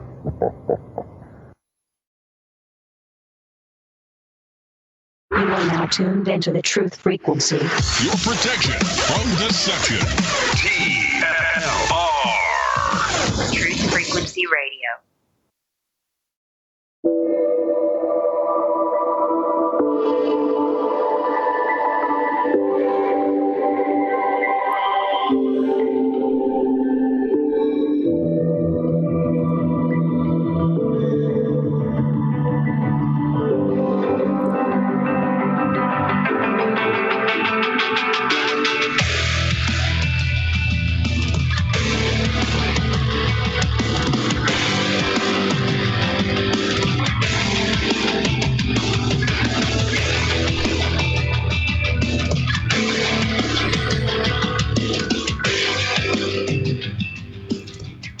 Okay, welcome back. We're going to start this Easter trip a little bit early because of some things that have happened over the last few days. You know, this morning, President Trump gave his Easter message. It was kind of short and to the point, and Melania gave a beautiful Easter message, which was also out there, and people have heard it, and it's very good. And one of the things that you'll become aware of if you read the Birth Trilogy, you take the Birth Journey, that's spelled Bearth, is that you will be introduced to some supernatural powers. And the supernatural powers are on the dark side and on the light side. On the light side, they're operating under the auspices of two individuals who often visit the president, who is nominated and elected, or actually elected through an anomaly. After the presidential candidates get into a fist fight during the debates, people are so disgusted by the presidential process that they look around for another candidate, and there on YouTube and social media is this President Robert Riker. So Robert Riker becomes president as a write-in, and he wins. And because he's outside of the stable of approved government politicians, he is there to fulfill an ancient prophecy. And it's not unlike the election of Donald Trump. In fact, it was so crazy similar that the Birth Trilogy, people have really resonated with it, and fans are calling it the Birth Journey. Well, one of the things that's mentioned in there are two locations. One is called Site R, which is in Pennsylvania outside of Camp David, and a secret tunnel that isn't so secret because I revealed it in Charm of Favor as well, but also a facility called Cheyenne Mountain. You're familiar with that, right? Part of the U.S. Army's Northern Command, in charge of Homeland Security, ordered Cheyenne Mountain closed during this Operation Corona Scare. Now, the bunker is a command and control site which was built inside the mountain of the same name near Colorado Springs. The interesting thing that I find about this is that in the Birth Trilogy, holed up inside of Cheyenne Mountain is a Nephilim. Yes, a Nephilim. And this is what I find most amazing, is that if this is the case, let me see if I can get to this page where I've set this up. That's not it. That's not it. That's not it. That's not it. Hang on, I'll get to the page where I put these slides. Oh, here we go. All right, this is it. So I'll put these slides up here so that you can see Cheyenne Mountain. Deep holed up in here is the Nephilim Semyaza, right out of the Old Testament. Now, Semyaza is giving orders and guidelines to a general. And this general, his name is General Morley, he is planning the destruction of all the good people on the earth. You can't just go out and kill them, though. That doesn't work. The rules are that you have to make them, all men, hate. You have to make them fight. You have to make them go to war, pick up a gun, pick up a bayonet, and you've got to damage them somehow by them becoming part of the hate equation. And so holed up in Cheyenne Mountain is this Nephilim. And I thought this story was so interesting because I've been so right on so many things with the Birth Trilogy and with Charm of Favor. I can't help but think that I'm probably right here too. So when you read the statement from the Department of Homeland Security, it says, to ensure that we can defend the homeland despite this pandemic, our commitment and control watch teams here in the headquarters, split into multiple shifts, and portions of our watch team began working from Cheyenne Mountain Air Force Station, creating a third team at an alternate location as well. Now, our dedicated professionals at NORAD and Northcom Command and Control Watch have left their homes, said goodbye to their families, and are isolated from everyone to ensure that they can stand the watch each and every day to defend our homeland. It's certainly not optimal, but it's absolutely necessary and appropriate given the situation. To the Native Americans, Cheyenne Mountain was a source of spiritual healing and safety.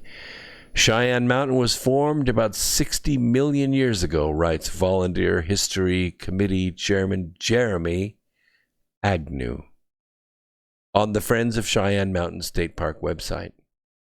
And its solid core of Pikes Peak granite serves as the mountain's foundation. Over the millions of years, Cheyenne Mountain's rocky cliffs and steep ravines were formed out of landslides and debris flows. Jeremy Agnew tells of the Pikes Peak region's first inhabitants, the roaming Native American tribes of the Ute, Arapaho, and Cheyenne, from whom the mountain received its name, who traveled the area between their summer and winter hunting grounds.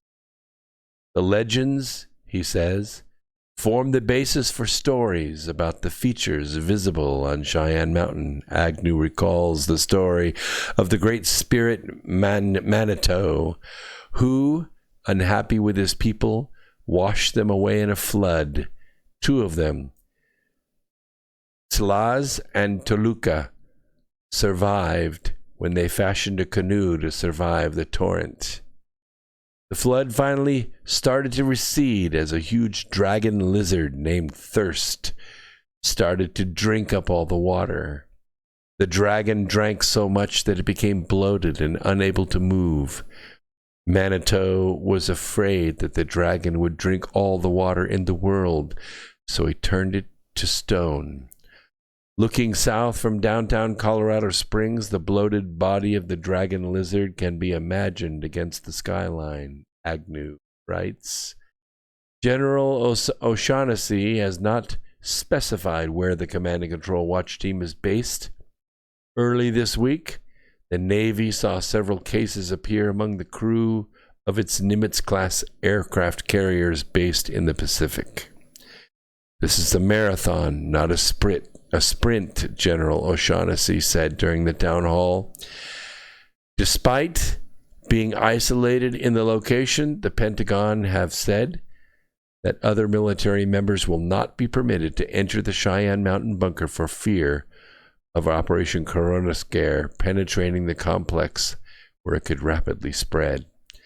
I maintain that this, as all other things about this Operation Corona Scare, is fake. The heart of the complex is a grid of 6 tunnels up to 40 feet wide and 3 stories high. They hold 15 connected buildings made of steel plates riding on massive coil springs to absorb the shock of a nuclear blast or earthquake. The granite and steel also protect electronics from destructive pulses of electromagnetic energy that nuclear explosions produce. Cheyenne Mountain is an alluring setting for science fiction. It was depicted in the 1983 War Games movie, among others, and in the Stargate TV series. It takes 45 seconds for the built-in hydraulic machinery to close the blast doors. If the hydraulics fail, 2 people can close them by hand. Now I want you to remember, if you've read the Birth Trilogy, if you haven't, now you have to. You remember the Nephilim running his global operations through his generals and presidents. You remember where he was based. That's right. He was holed up in the Cheyenne NORAD Center. I want you to know that President Trump knows he can arrest thousands of deep state operatives if he chooses. He also knows that the Dark Lord will just muster thousands more because there are many wicked and greedy people on the earth who would gladly take their place. He also knows he's not fighting men. He knows he's fighting a dark spirit. He may even know, because he has done many of the things I spoke about in the Birth Trilogy, that he is battling a Nephilim. Wouldn't it be amazing if the act of closing up Cheyenne Mountain was actually the act of trapping the Nephilim in the mountain behind those doors under 2,000 feet of solid granite? And this is how the battle will be won. And what battle are we talking about here? We're talking a battle of immense pressure. Oh, before we get into this, we do have a caller in Michigan. I want to see if she wants to come on and talk. Caller in Michigan, you are live. What's on your mind? Hello? Hi, Brooks. How are you? Hello, this is Barb from Rives Junction, Michigan. Oh, I'm wonderful. How are you? I'm great. Tell me what's going on with your crazy governor up there. Oh, you made me so happy when you said they're going to reject her and recall her, and we've been on it. We have a radio show in Jackson, Michigan, called Back Jackson, every day from 10 till noon. And, you know, some of the people, we got some libs, and they're not real happy with some of our calls. But we know she's not right, because she's telling us it's not optional for us to leave our homes. Show me your papers. I mean, I can't believe that it's gotten to this point. I've been a nurse for 27 years. I've seen the flu with, you know, statistics that worldwide it's killed 659,000 on a very bad year. And this, I don't know what they're doing, because Trump, you know, Mueller didn't get him. Impeachment didn't get him. and now they're going to ruin our economy and take us down. So I'm just not real happy about all this. I mean, I don't want to see people die. My mom's 81, and she's in a nursing home. So, Lord, I don't want that to happen. And we call ourselves from Michigan, Michiganiacs instead of Michiganders. Because we're kind of a crazy bunch up here living way up north and love the place. But not every week, last week I called into our station on Monday and told them about Brooks Agnew on Truth Frequency Radio when you were talking about the guy in charge of the WHO. You know, being a communist. That's and right. His orders from Tedros China the and tyrant. And I Tedros. called in another time and told them about you. So Well, we're I'm getting out glad. there, Brooks. We're doing the best we can, even, way up here. Well, that's great. That's fantastic. I really appreciate you So we listening love your tonight. show. It's one of the best ones on the air. Wow, I really appreciate it. I'm humbled to the dust you. when people say things like that. I have great respect for you people up there in Michigan because in the summertime, you guys go north on vacation.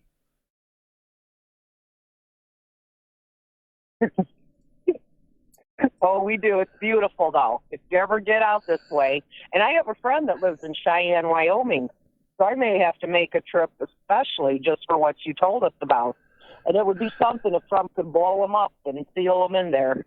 Yeah, separate the light from the dark. There's too much darkness going on right now.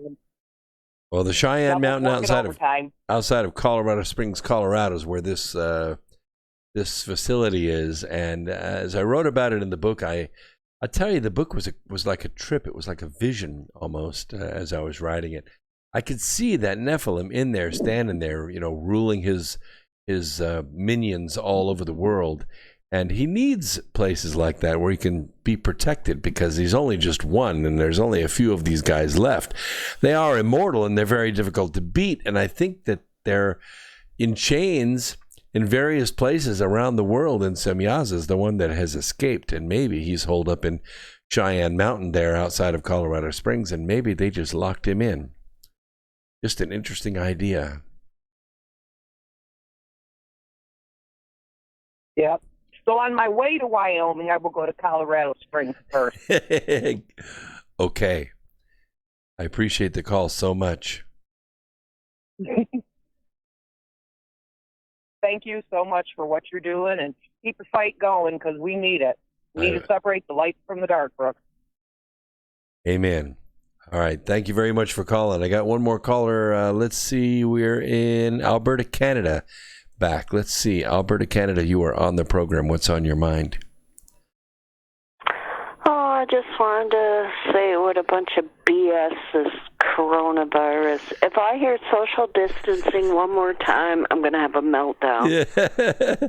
I call it anti-social distancing. You're exactly right. Well, you're right. You're totally right. That's totally it. And people think up in Canada we don't like Donald Trump, but you come out west and we do like him. I think he's doing a great job. He shoots from the hip. He tells it like it is. He sticks his foot in his mouth every once in a while, but that's okay. I've never seen a president like that. No, I haven't either. Usually they stick their finger in the air and see which way the polling numbers are going, and then they open their mouth. And then you can't trust anything that they say. But you can trust what Donald Trump says. I believe so, because he just says it like it is, and that's what I appreciate about him. He should tell them they're all fired. That's what I'm waiting for, too. Now, I do understand that this last week he got rid of a lot of inspectors general because a lot of them were Obama holdovers, and I think he's had just about enough of that. So I think he's beginning to clean house. Well, what I notice about him is he has somebody in there, and if they're not doing the job, he kicks them out. Well, that's true. And if you go to the West Wing, which I don't go now, but I used to, it's chock full of people. They're running on about 1/4 staff that previous administrations have run on. They have less bureaucrats and leakers and that running around the White House than any other administration ever. Melania Trump. And they're doing better. Yeah. Yeah, Melania Trump has less than half a dozen staffers. Michelle Obama had about 150. My God, just for her dresses. Yeah, well, is that what they were called? Sorry, I'm not a fashion person, so Well, me neither, but, what was I going to say to you? Oh, I can't think of it, but I appreciate what you do. I listen to you every Sunday. Marvelous. And I think you have a wonderful show. Thank you very much. I've been up to Alberta to speak at a conference up there. Have you? Yes, I was up there in October of 2017. I came up there to speak. I can't remember the name of the conference. Which city were you in? I was in Alberta. Yeah, was it Calgary or Edmonton? It was Calgary, I'm sorry. Oh, that's awful. We have a big rivalry between Edmonton and Calgary. Well, all I could tell you is put together an event or do some calling up there and send me the name of an event up there where I could speak, because I don't turn down anything. Any events, I'll go wherever, whenever. We'll have to get you up in Edmonton. Absolutely. Give me the name and date of an event up there, and we'll get some communication to them and see if we can come up there and speak. I'd love to come up there. Okay, I'll look around and I'll let you know. Okay. And I appreciate everything you do, and I should let you go. Thank you so much. Take care. All right, bye-bye. Oh, and happy Easter. Yes, happy Easter to you. Bye-bye. Bye-bye. All right, I think I got all those callers out of the way. Okay, good. Let's get started with our Easter message, or we're going to run out of time here because it takes about an hour to go through this. So, last week we talked about the Garden of Gethsemane, and we talked about how Jesus went up there with 11 of his disciples, and he parked 8 of them in the outer part of the garden. He took Peter, James, and John, who had been with him on the Mount of Transfiguration, further into the garden and set them to pray. And then he went further into the garden and began to pray. And in this conversation with his Father, the sins of the world began to be settled upon him. That is, your sins and my sins, our transgressions, the things that we have done wrong, that we will do wrong, were all settled upon him. The process began. Now, the pain of this process was immense, so much so that the scriptures record that great drops of blood came through the pores of his skin. This needed some solace, and even angels showed up during this prayer. I don't know how many times angels show up when you pray, but it's surely comforting when they do. But this time it wasn't, because the angels could do nothing. Nothing. He didn't need cheerleaders at this time. He needed strength. And so he did ask if it was possible for this cup to pass from him, but then nevertheless thy will be done. And so the process began in earnest. After this, he went out to Peter, James, and John, who had fallen asleep, woke them up, tried to get them to pray with him a little bit longer. He went back in, took on some more of the sins, came out again. They were asleep again, at which time he woke them up and went out with them to where the 8 were asleep. And they noticed coming up the path were a line of torches, and he knew what was coming. So, long story short, the betrayal happened. Judas betrayed him. Jesus held the guards on the ground when he asked, "Whom seek ye?" And they said, "Jesus of Nazareth." And he spiritually pushed them to the ground and held them on the ground, and then asked them again, "Whom seek ye?" And they again said, "We seek Jesus of Nazareth." And he said, "I have said, I've told you, I am he. Now you let these that are with me go." And that's the way it was. They took him and let the 11 go. And so they took him to Caiaphas's house, which was illegal. You're not supposed to try anybody after dark. They beat him, they spat on him, they accused him also illegally because he had no advocate there with him. They violated every law of the Constitution of that day. And the next day they took him to Pontius Pilate, demanding that he be crucified. Of course, Pontius Pilate's wife also knew of Jesus and knew him to be a good man, and had told her husband, the governor, Pontius Pilate, don't you harm this man, because he has done no wrong. Now, I don't know how many of you listen to what your wives tell you to do in your official line of duty or business or leadership, but most men do, or at least they go the furthest that they can in trying to follow what their wives tell them to do or not do. And so Pontius Pilate, in an effort to not crucify this person the way the Pharisees and Sadducees wanted him to, he decided to scourge him publicly. Of course, there's a custom in Jerusalem in those days that, being the Passover, there's a possibility that the state can show mercy. And so in doing this, they can free one prisoner. It's kind of a gesture of mercy instead of justice. And so what he decided to do was make this a choice. Well, we have Jesus standing here, which he could see the crowds that he had drawn. And he went to the jail and pulled out a Barabbas. Now, Barabbas was a rough man. He was a murderer. He was a violent terrorist of a man. Obviously caused a lot of trouble with the law. And he was in prison. And people didn't like him. He was a rough, terrible criminal of a man. So Caiaphas's plan was to put a choice between the two. By applause, kind of, who's the best man.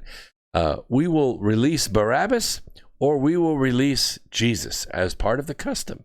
It's your custom, and being that this is the day of right before the Passover, we're going to obey this custom. But carefully, the Pharisees, which you've got to understand, a Pharisee is very recognizable in public because they have robes on and they have a sort of like a hijab over their heads, but it's not. It's just a scarf over the head. But they also wear on the forehead a box. It's a strap with a box in front. And the box is called a phylactery. And inside the phylactery are rolled up scrolls of the book of Deuteronomy that this individual Pharisee has actually memorized. Could quote it from memory. Of course, a large phylactery told the public that this was a very righteous man. And there were a lot of them scattered throughout the crowd. We'll take a quick break. We'll pick this up at the top of the hour when we get back. Don't go away. We'll be right back.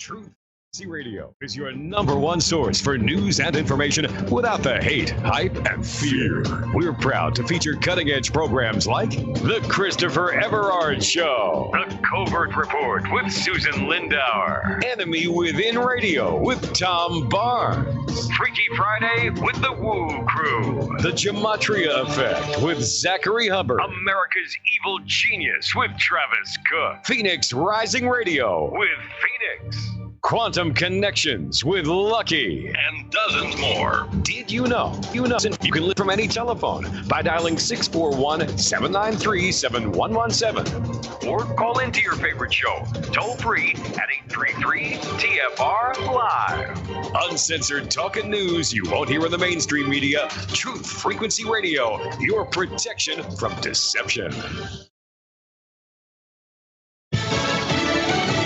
Virginia-based Smithfield Foods closing its pork processing plant in Sioux Falls, South Dakota indefinitely. This after 293 people who work there tested positive for the coronavirus. The closure could affect this country's meat supply chain. A new twist on one-stop shopping. The next time you need toilet paper, milk, or eggs, you might find them at your favorite restaurant along with your takeout order. Both small and large eateries adding groceries to the menu. Many restaurants are closing or just barely hanging on during the pandemic. Panera, Potbelly Sandwich Shop, and Subway are among national chains currently selling at least 3 items. Many local restaurants across the country are doing the same thing, trying to make ends meet. Ann Carrick, Fox News. British Prime Minister Boris Johnson now out of the hospital, crediting his country's National Health Service with saving his life. The 55-year-old was released from the ICU late last week. He deputized his foreign secretary to run the government after his coronavirus symptoms became too severe. His doctors tell him it's still too soon to go back to work. A Broadway heartthrob and a really nice guy,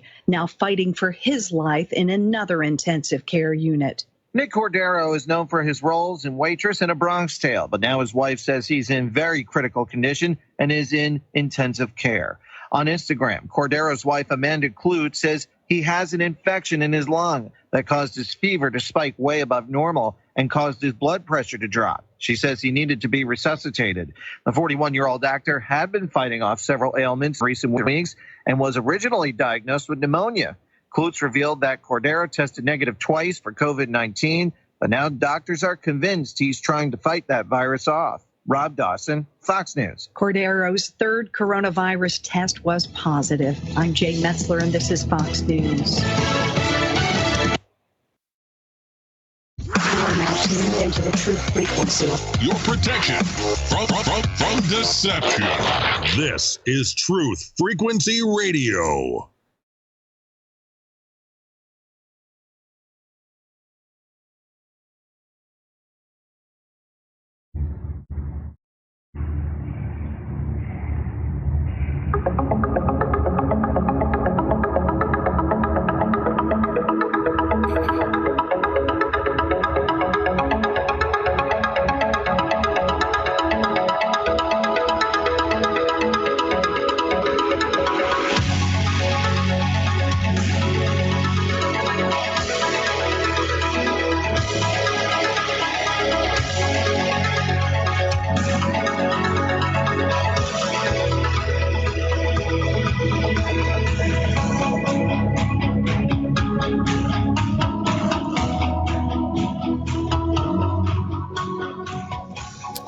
By the way, I want to give a heartfelt thanks to David Caldwell, who donated $5 in the top chat. That is a big help. All the money that goes in here goes toward the North Pole Inner Earth expedition, which, as you know, has been postponed until 2022 because of Operation Corona Scare. They've taken about 3 months out of our revenue building.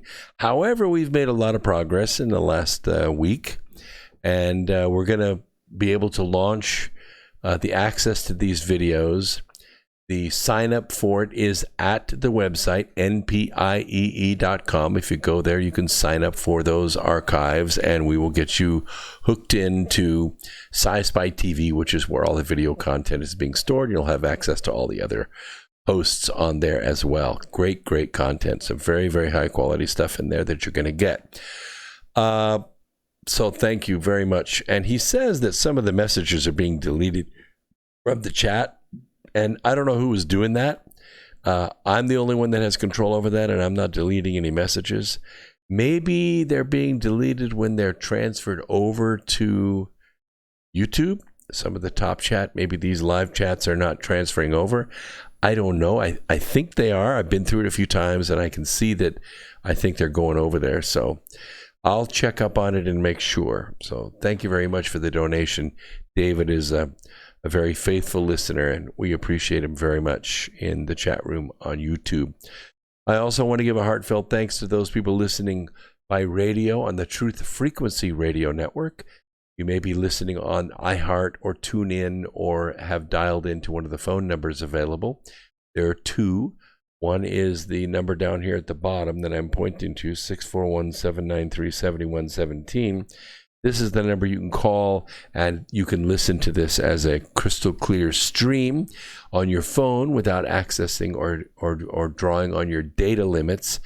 And the other is this number up here. This is the live call-in number, 213-233-3998. I'll try to check on that, but I'm just about to launch into this story. I need your concentration on this, so we'll probably not take any calls for the next hour. Just to let you know, just to give any warning. But if you want to call and listen, you can. So you have to picture this as kind of a stage, I suppose, an elevated area above the crowd where Pontius Pilate had standing on one side of him Jesus in his clothes where he had been beaten through the night.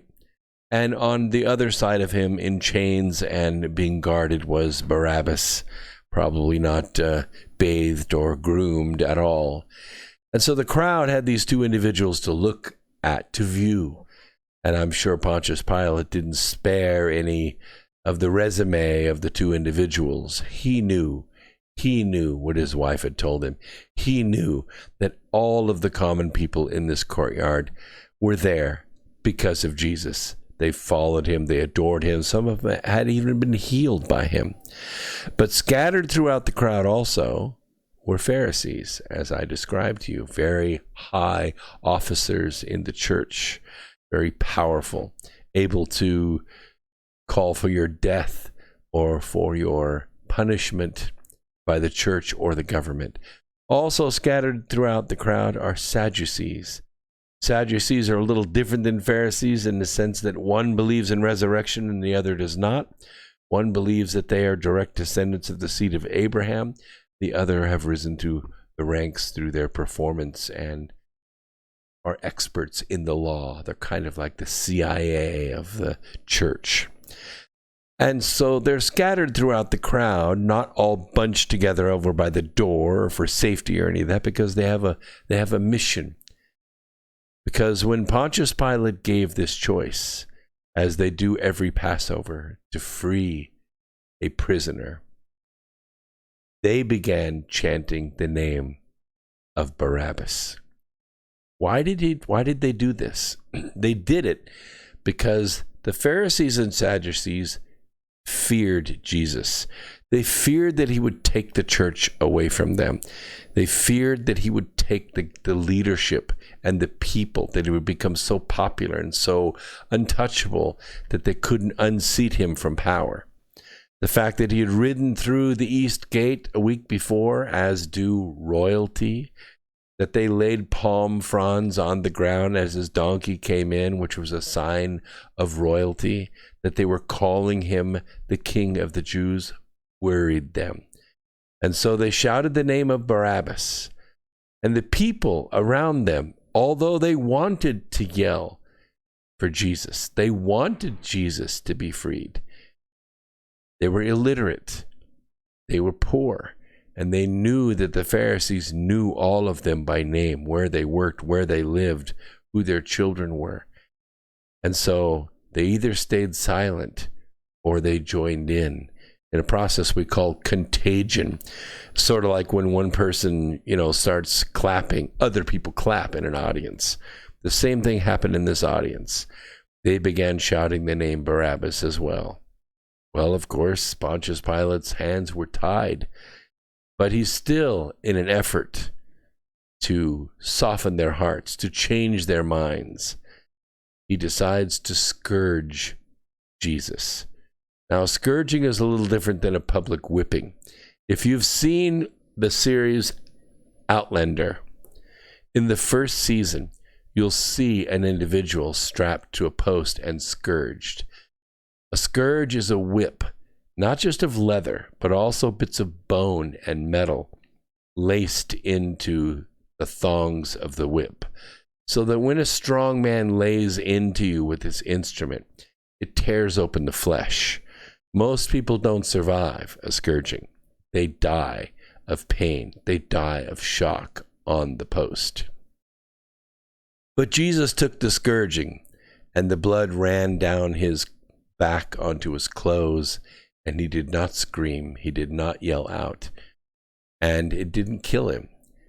And so throwing a robe over the cuts and lesions on his back, and then they pounded a crown of thorns onto his head to mock him and make him into the king of the Jews. And then what Pontius Pilate did is he plunged his hands into a bowl of water, and he said, I wash my hands of this. His death will be upon you. And the Pharisees said, yes, his death will be upon me, upon us and our posterity. So they absolved Pontius Pilate of his deeds that day. And Jesus was then sent to the hill Golgotha, also known as the Hill of the Skull. So, as is custom, because the Romans, didn't have huge armies in Jerusalem, they only had a few, typically centurions, which means 100. But these 100 men, even though they were tough, even though they were well armed and well trained, they were highly outnumbered. But you didn't touch one. Why? Because on the road to Jerusalem, where the pilgrims come into the city, it's a walled city, there lies a hill. And on this hill are post holes dug, lots of them. And what they do is they take prisoners, for one reason or another, have been condemned to be crucified. They take them up on the cross, put those crosses down in those post holes, and let those people die. They put them on there alive and let them die in public, miserable and suffocating and in pain and misery and yelling out. Why? So the pilgrims will not get any wise ideas to terrorize not only the residents, but all the visitors that come during Passover. And so Jesus was doomed to be crucified.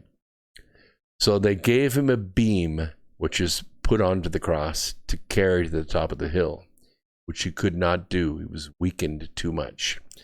Now, a lot of you don't know what the laws are when pilgrims are visiting, and so you don't really obey them because you don't know all the laws. But the law is in the area that when a person is being walked up the hill to be crucified, no men can line the road.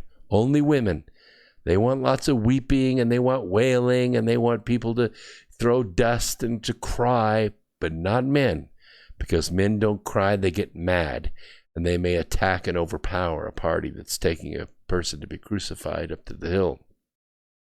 But a pilgrim doesn't know these rules, and so one pilgrim, whose name was Simon, was standing alongside of the road. But rather than thrust a sword through him for violating the law, they forced him into servitude to carry that beam to the top of the hill for Jesus. The two of them shuffled to the top of the hill, and the beam was laid onto the post and fastened. And then Jesus was laid down on that cross and post. Normally, people that are to be crucified, they simply rope their arms to the crossbeam and rope their feet to the post. The reason they do this is because death is slow. Death is slow because you're hanging and you end up suffocating. Your lungs fill with fluid and you literally drown to death. But the death is slow and it's painful, and it's exactly what they want for the public to see coming in. But Jesus was being hung in the third hour, which is late in the afternoon. And the law is that they cannot hang there past the 9th hour. That's 3 hours. So they decided to nail him to the cross. It's not uncommon. They've done it a lot of times. They're experts at it. So they pounded nails through the palms of his hands and through the tops of both feet. So both feet were nailed together into the post, and his hands were nailed to the cross. But they notice that he's a rather large man. He's not a small, ordinary Semite. He's a big guy. So they have a second nail that they place, and this was spoken about in the book of Isaiah, called the nail in the sure place. Now, these guys are experts. They know exactly what they're doing. And what they did is they put the second nail right here between the bones of the wrist. There are about 7 bones in here that allow you to turn your wrist this way. They pound that nail straight through those bones so that it will hold the weight of the body. But also what passes through the bones of this wrist is the nerve that goes to your hand. You've hit it a few times. It passes right underneath the elbow right here. Yeah, it's the funny bone, right? When you hit it, you notice how your hand turns numb for a moment? That's because that nerve is about the size of a pencil. It's about this big around. That's a big nerve. That nerve goes right down your arm, carries all those nerves to your hand, and goes right through that wrist. They put that nail right through that nerve. Now, it's painful. They mean it to be painful because one of the things you have to do when you're on the cross is you have to lift yourself up to breathe, to give your diaphragm some room to move. And when you pull on the nails to lift yourself, the pain is so excruciating that you back away from it and you die quickly. After he's nailed to the cross, the post is dropped into the hole, and sitting at his feet, standing at his feet, is a small group of Roman guards and a small group of family members. So what is the first thing that Jesus does? Conscious, alive, scourged, nailed, looks down, and the very first thing that he does is reach out to his Father in heaven, who has never stopped communicating with him. Father, forgive them, for they know not what they do. That's the first thought on his mind. The guards don't know any better. Forgive them. Don't strike them down. Let them go their way. Hanging next to him were 2 thieves, probably roped up, but not happy about hanging there till they die, because they know they're going to die in the 9th hour too, one way or the other. And so they're talking back and forth, and one of them speaks to Jesus, and he says, "If thou be the Savior, why don't you get us down off these crosses?" And the other one scolded him and said, "Hey, basically, don't you know who this man is? This man is Jesus Christ, the Son of the living God." And Jesus looked at them and said, "Tonight, today, thou shalt be with me in paradise." So the next thing on his mind as he looked down at the family members below him is he noticed that his mother was there and John the Beloved was there. And so he looked at his mother and he said, "Woman, behold thy son. Son, behold thy mother." In other words, he was telling John, take care of my mom. So that was the next thing on his mind. So at this point, the rest of the sins of the world have to get settled upon him. He is the sacrifice. But a short ways away, the final supper, the Paschal supper, is being prepared. The lambs. You remember Jesus went to Jerusalem on Wednesday,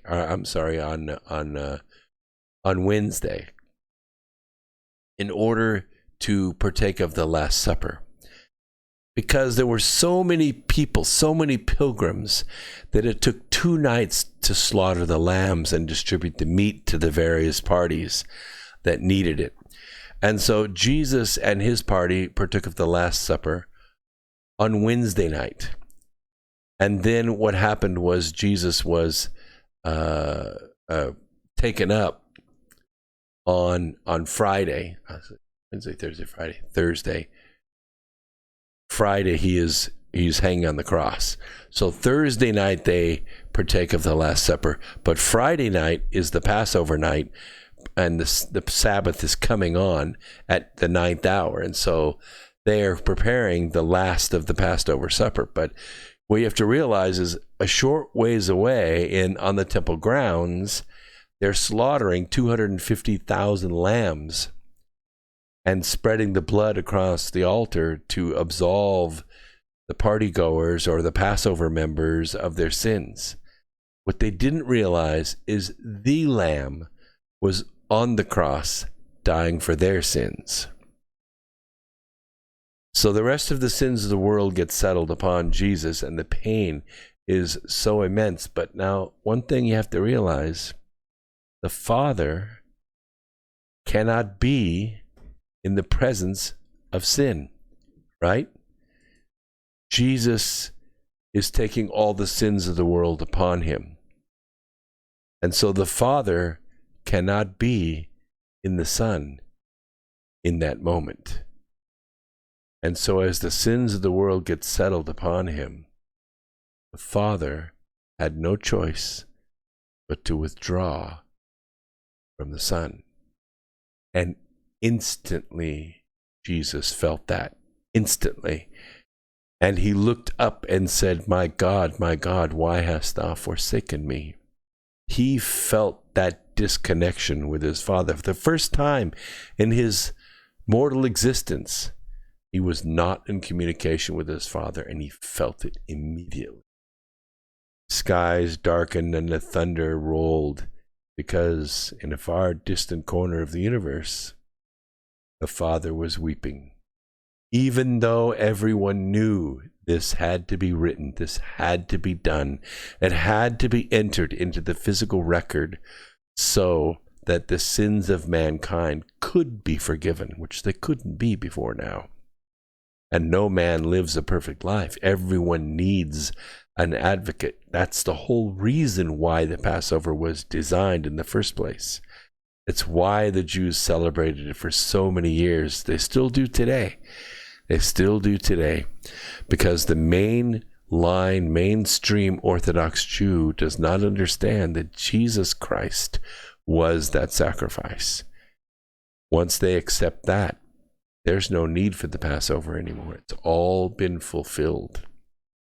So during this time, the rest of the sins of the world are placed upon him. He realizes it's just him and his perfect life and his fullness, everything that he has learned, everything that he has become, and the cross.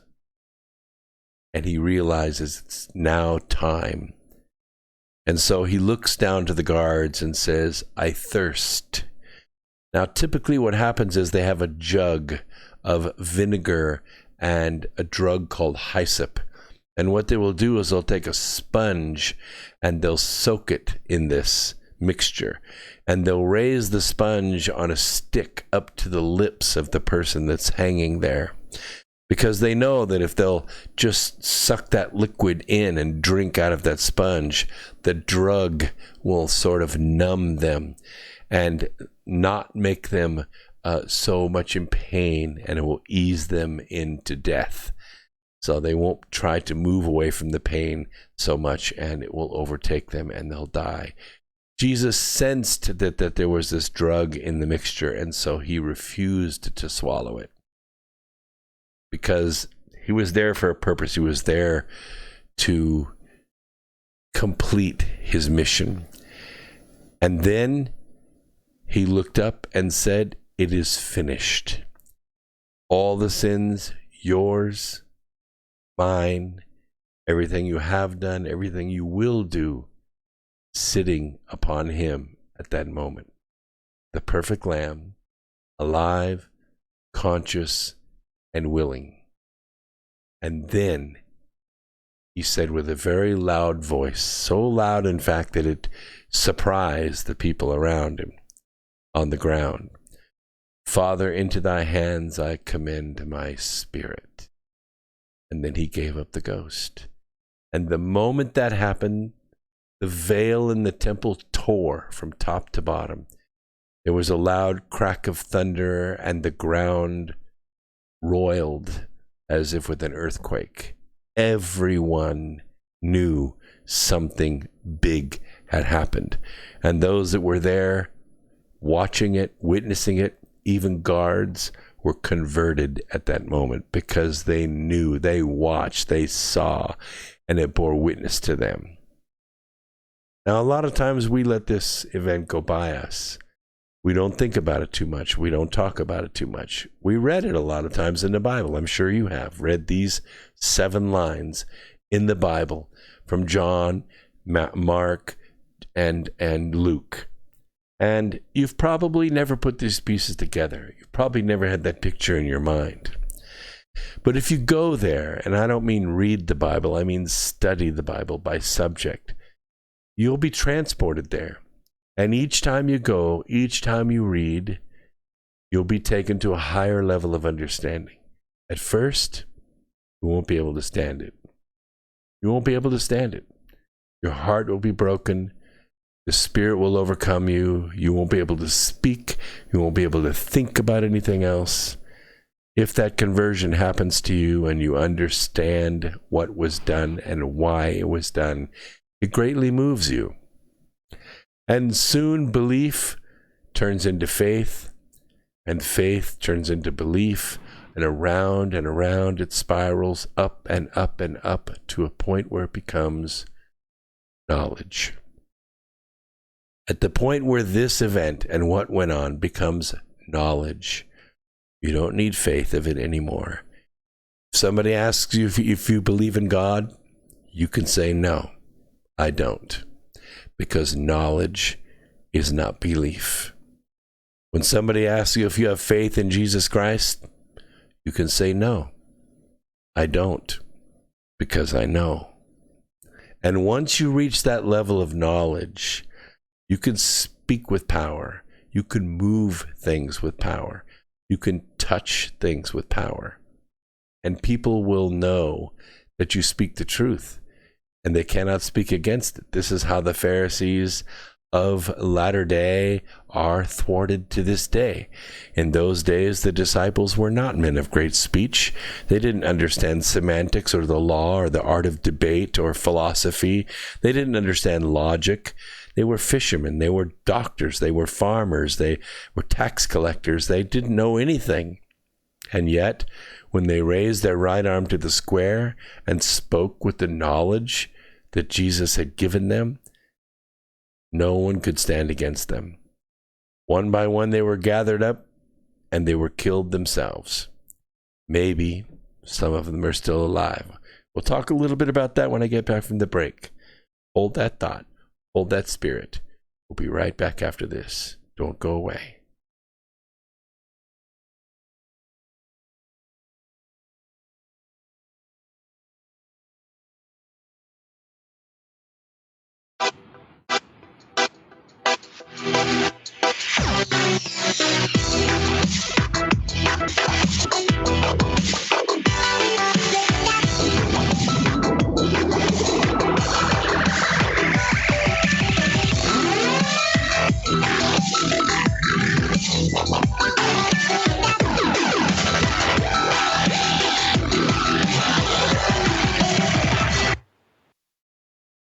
It's amazing how people have been raving about iAlife all over Facebook. They've been posting their testimonials just because they want to get the word out because it's worked so well for them. If you're not familiar with iAlife, it's a 99% pure CBD oil, but the secret is the synergy between the hemp and the ayahuasca vine, the non-psychoactive component of the ayahuasca tea. We recently received an email from a wife whose husband has Parkinson's. For the first time, he's been able to sleep through the entire night. Another customer reported that they're no longer using NSAIDs because their tennis elbow has been relieved with iAlife. The reports have reported nominal and much more than we ever expected. Everyone should have access to this. That's why if you head on over to iAlife.com right now and use coupon code TFR, we'll give you $5 towards your order. and we'll even ship it worldwide. That's ayalife.com, AYA-life.com. Balance of Nature's fruits and veggies in a capsule. It's a great product. And the one thing I like about it the most is that when you open the bottles, you can smell like the scent of the fruits and veggies. It's no genius thing to it. It's really just fruits and veggies, which everyone needs. And you guys kind of put it in a way where you can take it easy and you can get it, and it's natural, and that's what I like about it. You know, I like the product, and I've taken it, and it's definitely made me feel a lot better. You know, I am a healthy person to begin with, but it's definitely good prevention, and it's definitely gives me energy, and I feel like it's a natural thing. I like it. I really do. For a limited time, use discount code TALK to receive a 50% discount on your first preferred whole health system and have it shipped to you free. Call 1-800-246-8751 or go online to balanceofnature.com. Again, use discount code TALK. Fear is a mind killer. Fear is the little death. This is Uncle Walt from the Ironworks. Josh, Corey, and I have chosen to look at life with no fear. No fear of the unknown. No fear of questions about the supposedly well-known. No fear of ridicule for thinking outside the familiar fool's lines. No fear of the boot on the neck of those refusing the party line. No fear of taking on those so convinced of their beliefs they would sooner drink the Kool-Aid than believe they've been fools made. In this world filled with me too, cattle think, can truth's protective layers be peeled back to show the tender, juicy pink? Are we all just grist for the mill? Souls sold against our will, or is that just how it feels? When you're filled to the rim, trivialities so fear-filled and grim, break clear of the fear. Right here, Tuesdays and Fridays at 2 a.m. on TFR. Josh and I and you will hammer out the impurities of technology-driven groupthink, fold in a dash of logic, and quench it all with a bit of absurdity. The Ironworks. Break clear of the fear.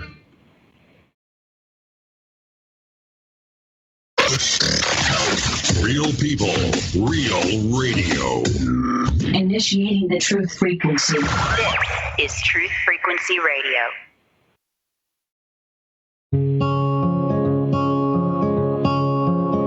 I've been waiting for this moment since my first breath in. Never would have thought I'd be afraid to begin, but here I am, the edge of the water, wondering if I can swim.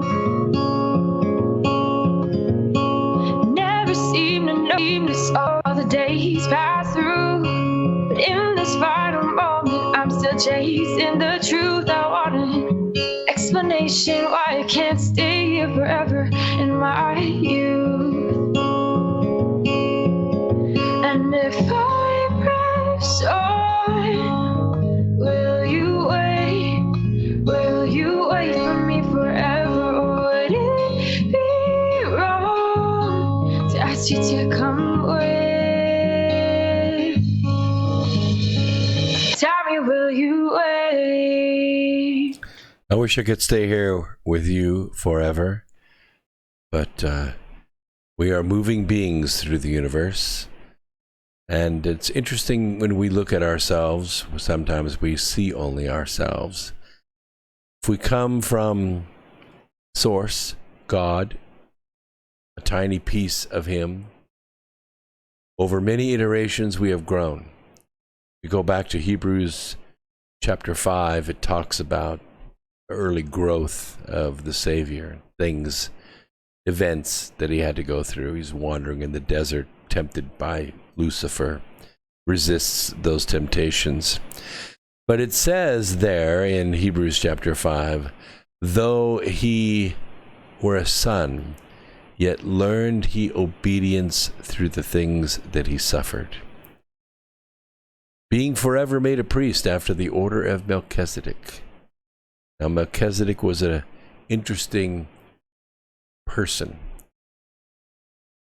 First set over to guard the bones of Adam and Eve, and then made king of Salem. So great was he that even Abraham paid his tithing to him. So great priesthood holder, because the priesthood in those days was called the priesthood after the holy order of God, but it was kind of blasphemous to say the word God in those days. And so they used to just say, that priesthood that Melchizedek held. And it became known as the Melchizedek priesthood. And so when Jesus was wandering in the desert, Melchizedek came to him, laid his hands on him, and gave him that priesthood called the Melchizedek priesthood, called the priesthood after the holy order of God, so that he could be made a high priest after the order of Melchizedek. That's how it was done. That's how it was done.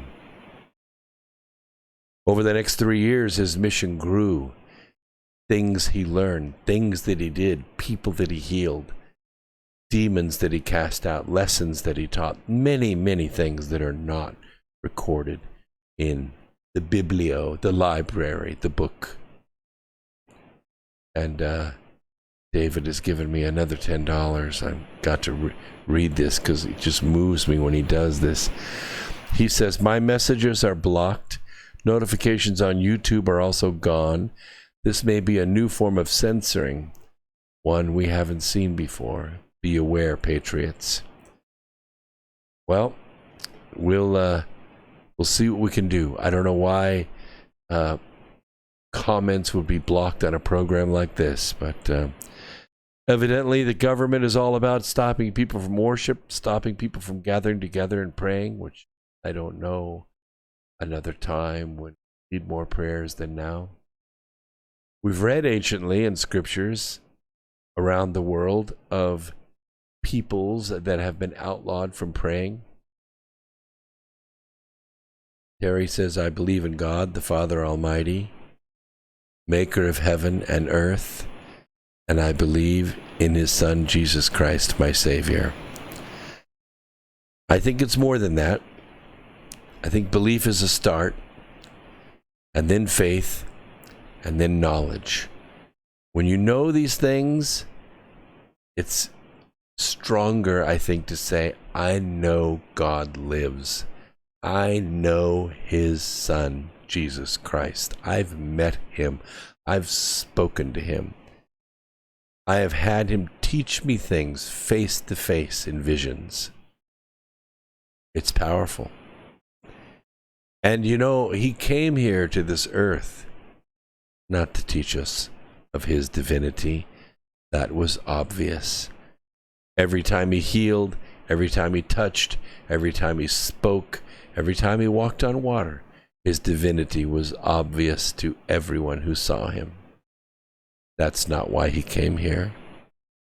He came here to teach us of our divinity. He came here to teach us we could do the same things that he was doing and more.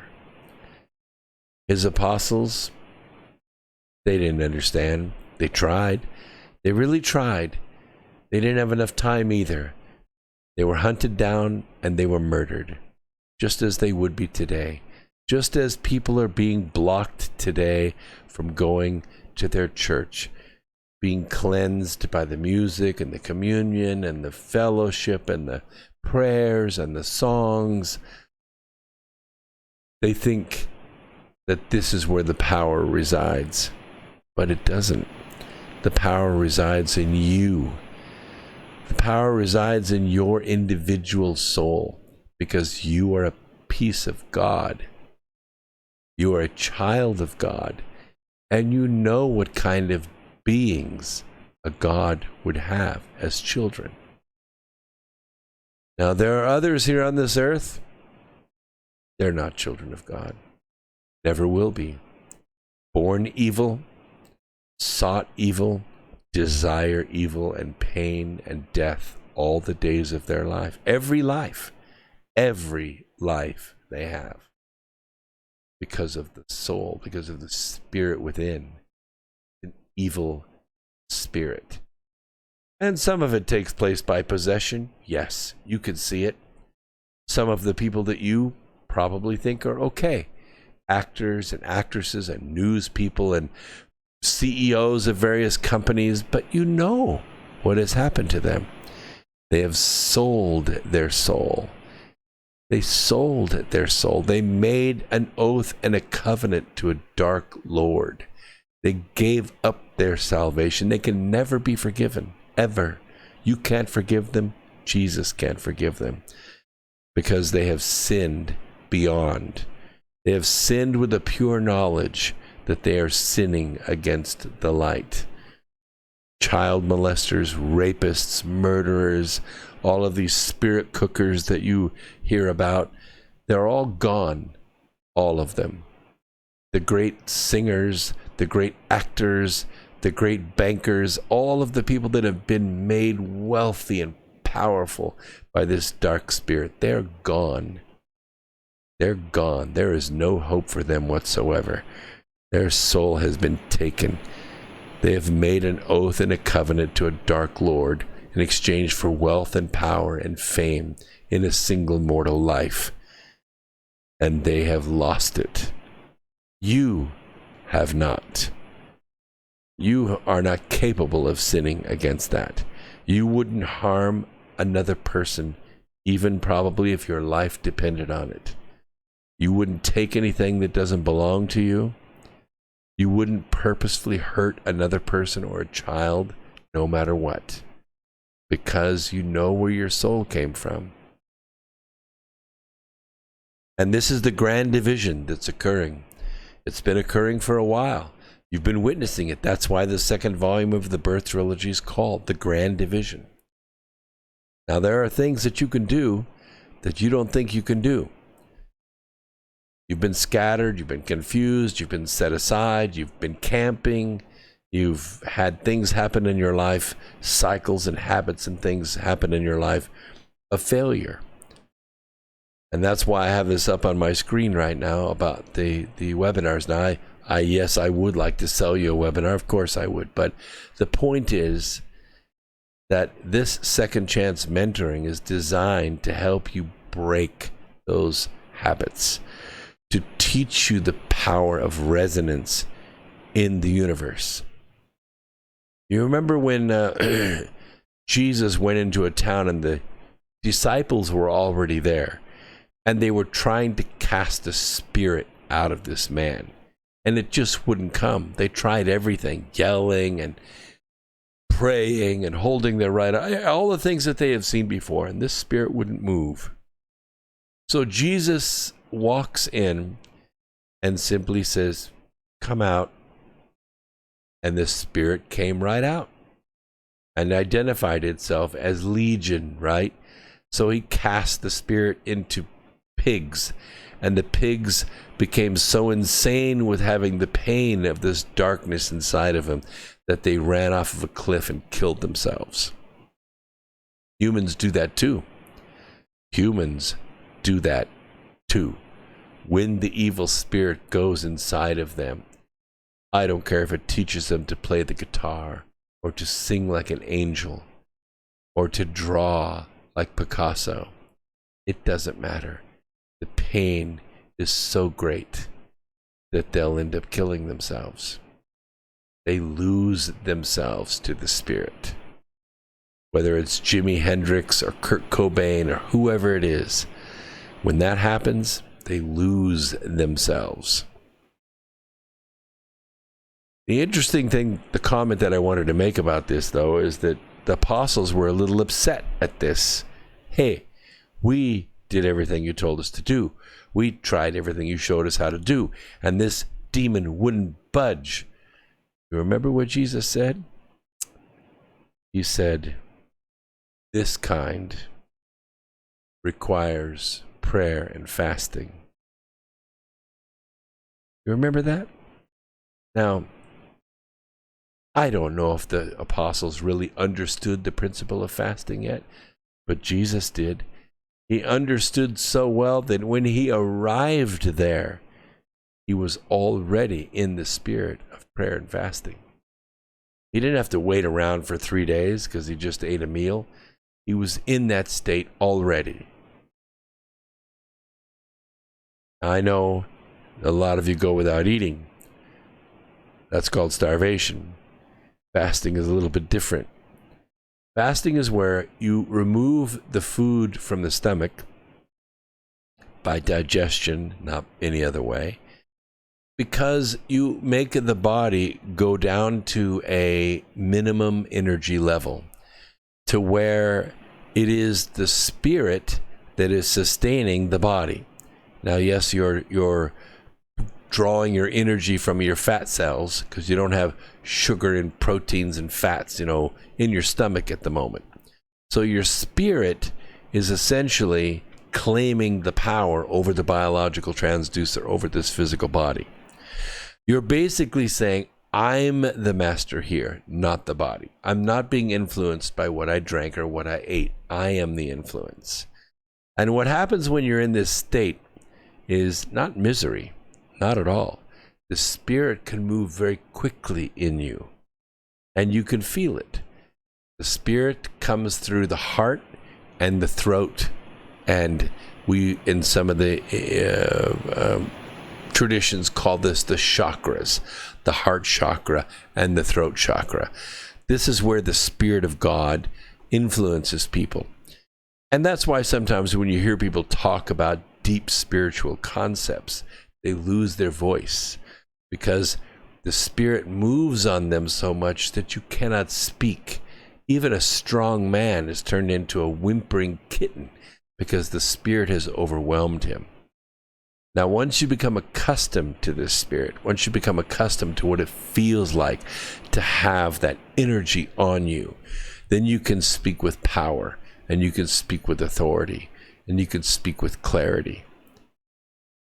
It isn't particularly clever sometimes, but it's the right words people need to hear at the right time. The other spirit, the dark spirit, it doesn't affect you here. It affects you in the root chakra, and it affects you in your groin. Sort of like the feeling when you're on a roller coaster and you go up over the hill and then you drop down the other side. You know, that kind of loss of gravity in your stomach? You don't really feel it in your ears where your balance is. You feel it in your guts. You feel it in the core of your body. This is what it feels like when the dark spirit moves on you. It feels like a rush. It feels like lust. It feels like a guttural power. This is the physical transducer, the biological transducer in which we reside. This is how it responds to those different frequencies. So what I would like you to learn is how to take those frequencies and make them build on one another. You make them build on one another so you can build great strength with it. Evil has very high amplitude and is very loud sometimes and very powerful. But it has to generate its own energy because it's difficult to get it to resonate. I'll tell you how difficult it is. It's so difficult that they have to play it for you over and over and over again. They have to play it through popular music. They have to play it through TV commercials. They have to play it through news broadcasts and through press releases and movies and books. Now, not so much books because that's a kind of a slow process of input.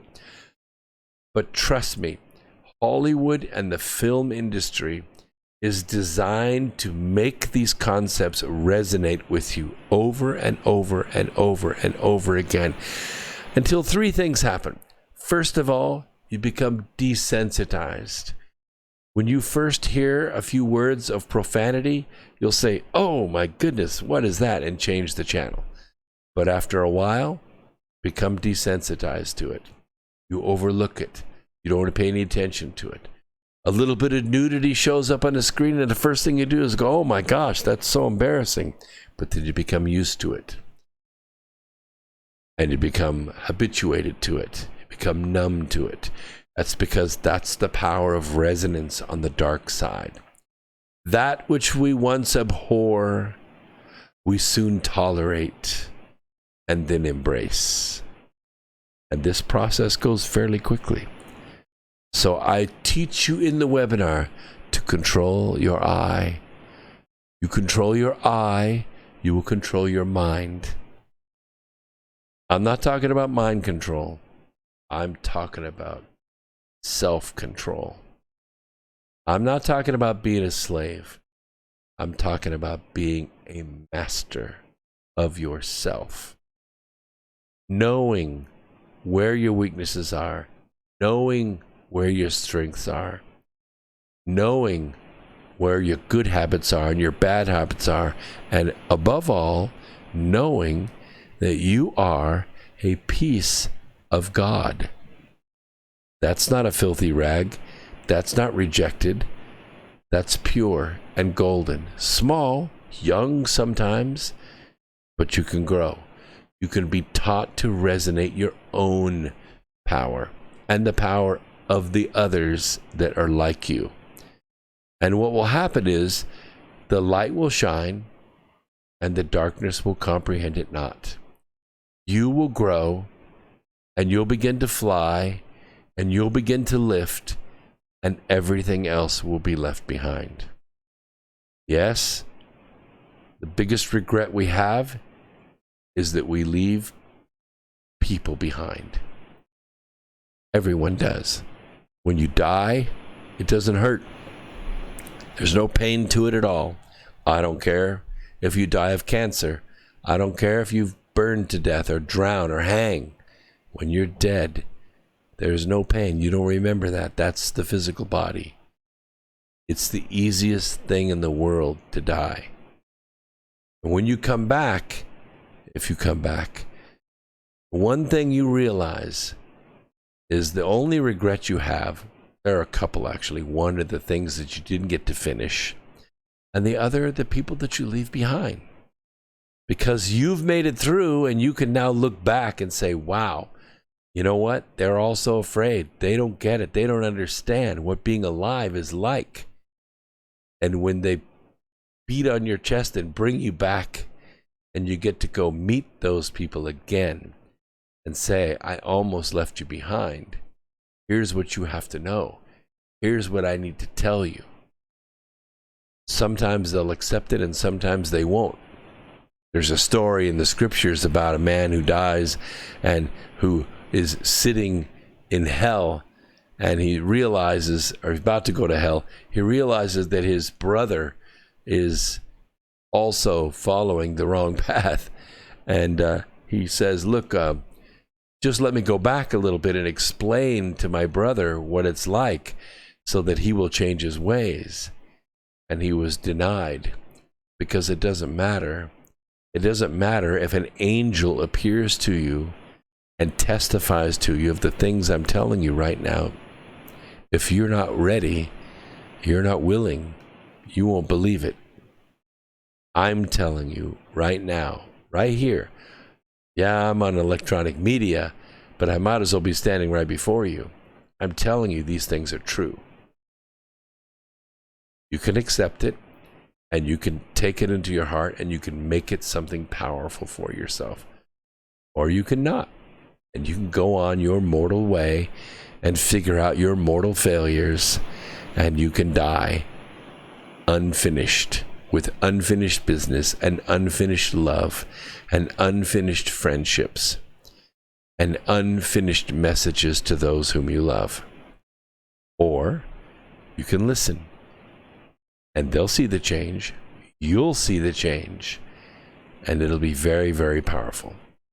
Don't make the mistake of going through life thinking that some wise person, some scribe 1,000, 2,000 years ago wrote down the words that you need today. You can read them and they will lead you in the right direction.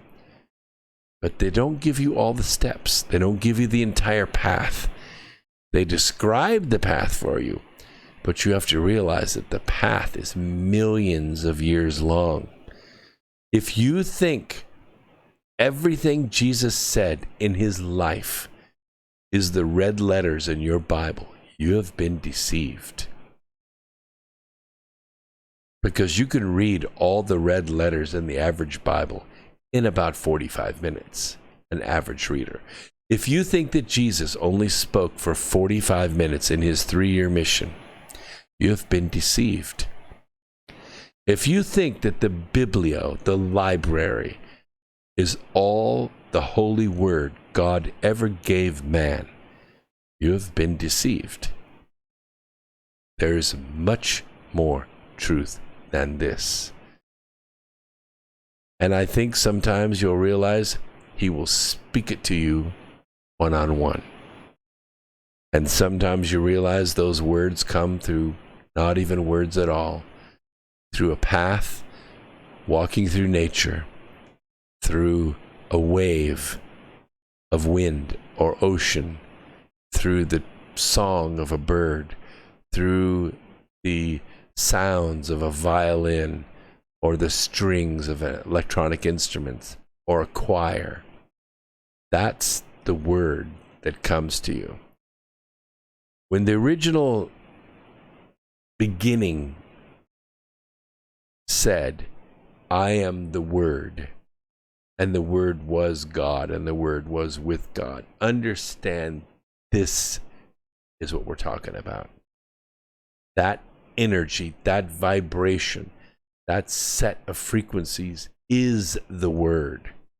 That's why they're used the way they're used.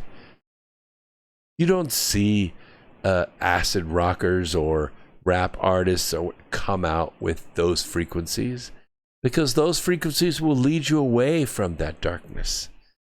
They have their own set of frequencies. They have their own rhythms.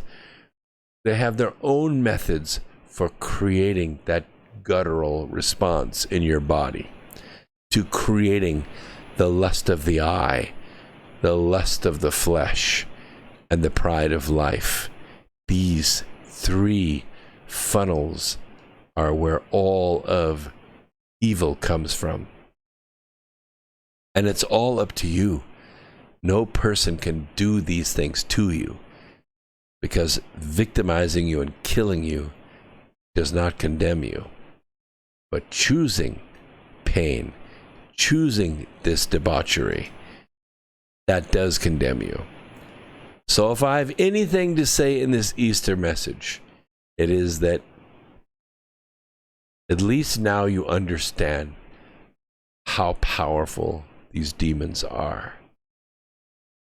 For 3 years, our president fought them. Over and over and over again, they tried to destroy him. They couldn't destroy him. They couldn't stop him. We were led, and we worked, and we saved, and we pushed, and we believed, and we saved this country, and we saved the world. But this evil is so powerful that when they decided to take their eyes off of him and stop trying to crush President Trump, they turned their eyes on us, and they crushed us in a matter of weeks. Every thinking, every doing that we could muster around the world was smashed. It was smashed, and it wasn't momentary, it was long term. And here we are at the bottom, and this is Easter. And I say, we rise. We'll see you on Wednesday right here on X Squared Radio. Thank you for being part of tonight's program.